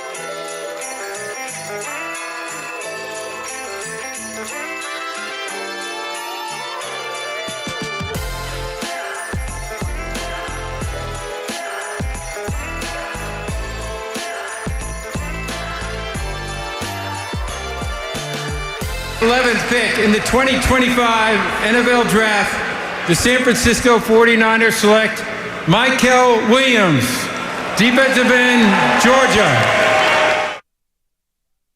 Now back to draft night on 95.7 The Game. Yeah, Niners picked Michael Williams out of Georgia, 11th overall. They've got 9 or 10 more picks to make, 11 total picks. They made one today, so 10 more picks, including the 11th pick in tomorrow's second round, picking 43rd overall. They have 2 picks in the third round, including a compensatory pick at the very tail end. But John Lynch, Kyle Shanahan spoke earlier tonight about Michael Williams. You guys want to hear maybe the biggest compliment that John Lynch could possibly give an edge rusher? Yep. Let's do it. John Lynch on Michael Williams earlier today, calling the newest 49er the best edge setter in college football. Here it is. Specifically to that, I was just talking to Chris Kasarik, and he said this, and, when we went through our draft meetings, I think he's the best edge setter in college football. I think he's the best edge setter in this draft class. So if that's the premise of one of the things that's a hallmark of what we want in an edge guy, he does it extremely well. I think that was impressive. Again, I mentioned the ability, he plays outside, he can come inside in the sub rush packages and rush over guards. I think, him being 20 years old but having a maturity and a way about him when he came through here, we felt that. We felt his presence. They talk about it at Georgia, his leadership and all those things, and you could feel it. He's just very comfortable in his own skin, and that was impressive when you put it along with together with the film. Obviously, edge rusher alongside Nick Bosa. You want a guy that can get to the quarterback and bring him down at least a handful of times throughout the season. But we also know if you are a 49er edge rusher, you have to also set the edge, and you have to be able to defend against the run as well. And there are a few things the 49ers like to do more than defend the run. And you need discipline from your edge defenders, and that's something that hopefully they got in Michael Williams. Very, very high praise there from John Lynch, the general manager. And it's smart, too, because you look at what the Niners have on their roster, and it's, you don't have Leonard Floyd anymore. You don't have Malik Collins anymore. You got Nick Bosa, and that's great. We all love Nick Bosa, but you have to play James Conner twice a year, Kyron Williams twice a year, McVay twice a year, and then Kenneth Walker in Seattle, who now again has a Kubiak offensive system. So you have to be able to stop the run against. It's almost like playing yourself every single Sunday in your own division. So if Shanahan wants to run the rock 35 plus times, so do the Cardinals, so do the Rams, so do the Seahawks. And to go up against those teams week by week, you have to be able to stop the run. The Cardinals last year at Levi Stadium just gashed San Francisco in that second half and ran right through them to win the football game. So not to say Michael Williams changes that game for them, but it does certainly help them going forward against pretty good running backs in their own division. Yeah, I mean, look, the last couple of years have not been kind to the 49ers when it comes to stopping the run. And I know that even 2 years ago, across the regular season, they were very good. But if you look at the averages, yards per attempt, you dig a little bit deeper, they were kind of league average. They weren't particularly great at stopping the run. That obviously manifested itself most notably in the NFC Championship game against the Lions. They got over on it, but it was something that lingered into this season. And when we're talking about injuries, everything happened to them, it felt like at once. Well, then they really got killed on the ground. And they could not stop anybody when they needed to, particularly at the end of games. And you have to be able to stop the run if you're going to come back in a football game, which is what the Niners have been unable to do, it feels like, since Kyle Shanahan got here, but particularly last season. If you're going to, let's say you're down by a score, you got to get a stop. The other team in a 6-minute offense is going to put the ball on the ground. You got to be able to stop them. And so I think this is a player that helps identify a glaring need on the line. Excuse me.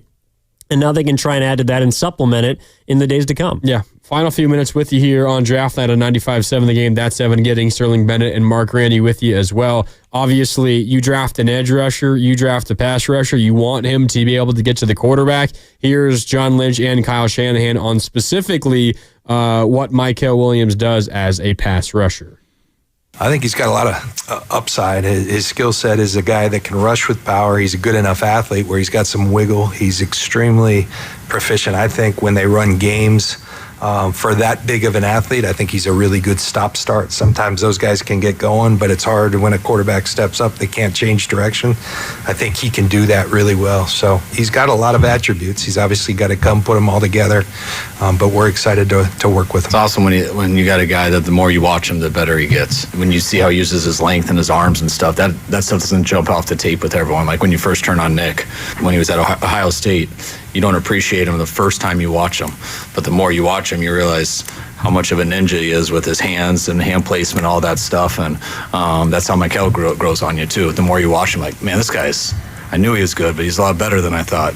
And then, love him over guards. But he also can do it outside just as well. So to have that versatility, two areas that can help us a lot, and to be as physical in the run game and to be the type of guy he is, that's why it's been a spot guy we were hoping for a while.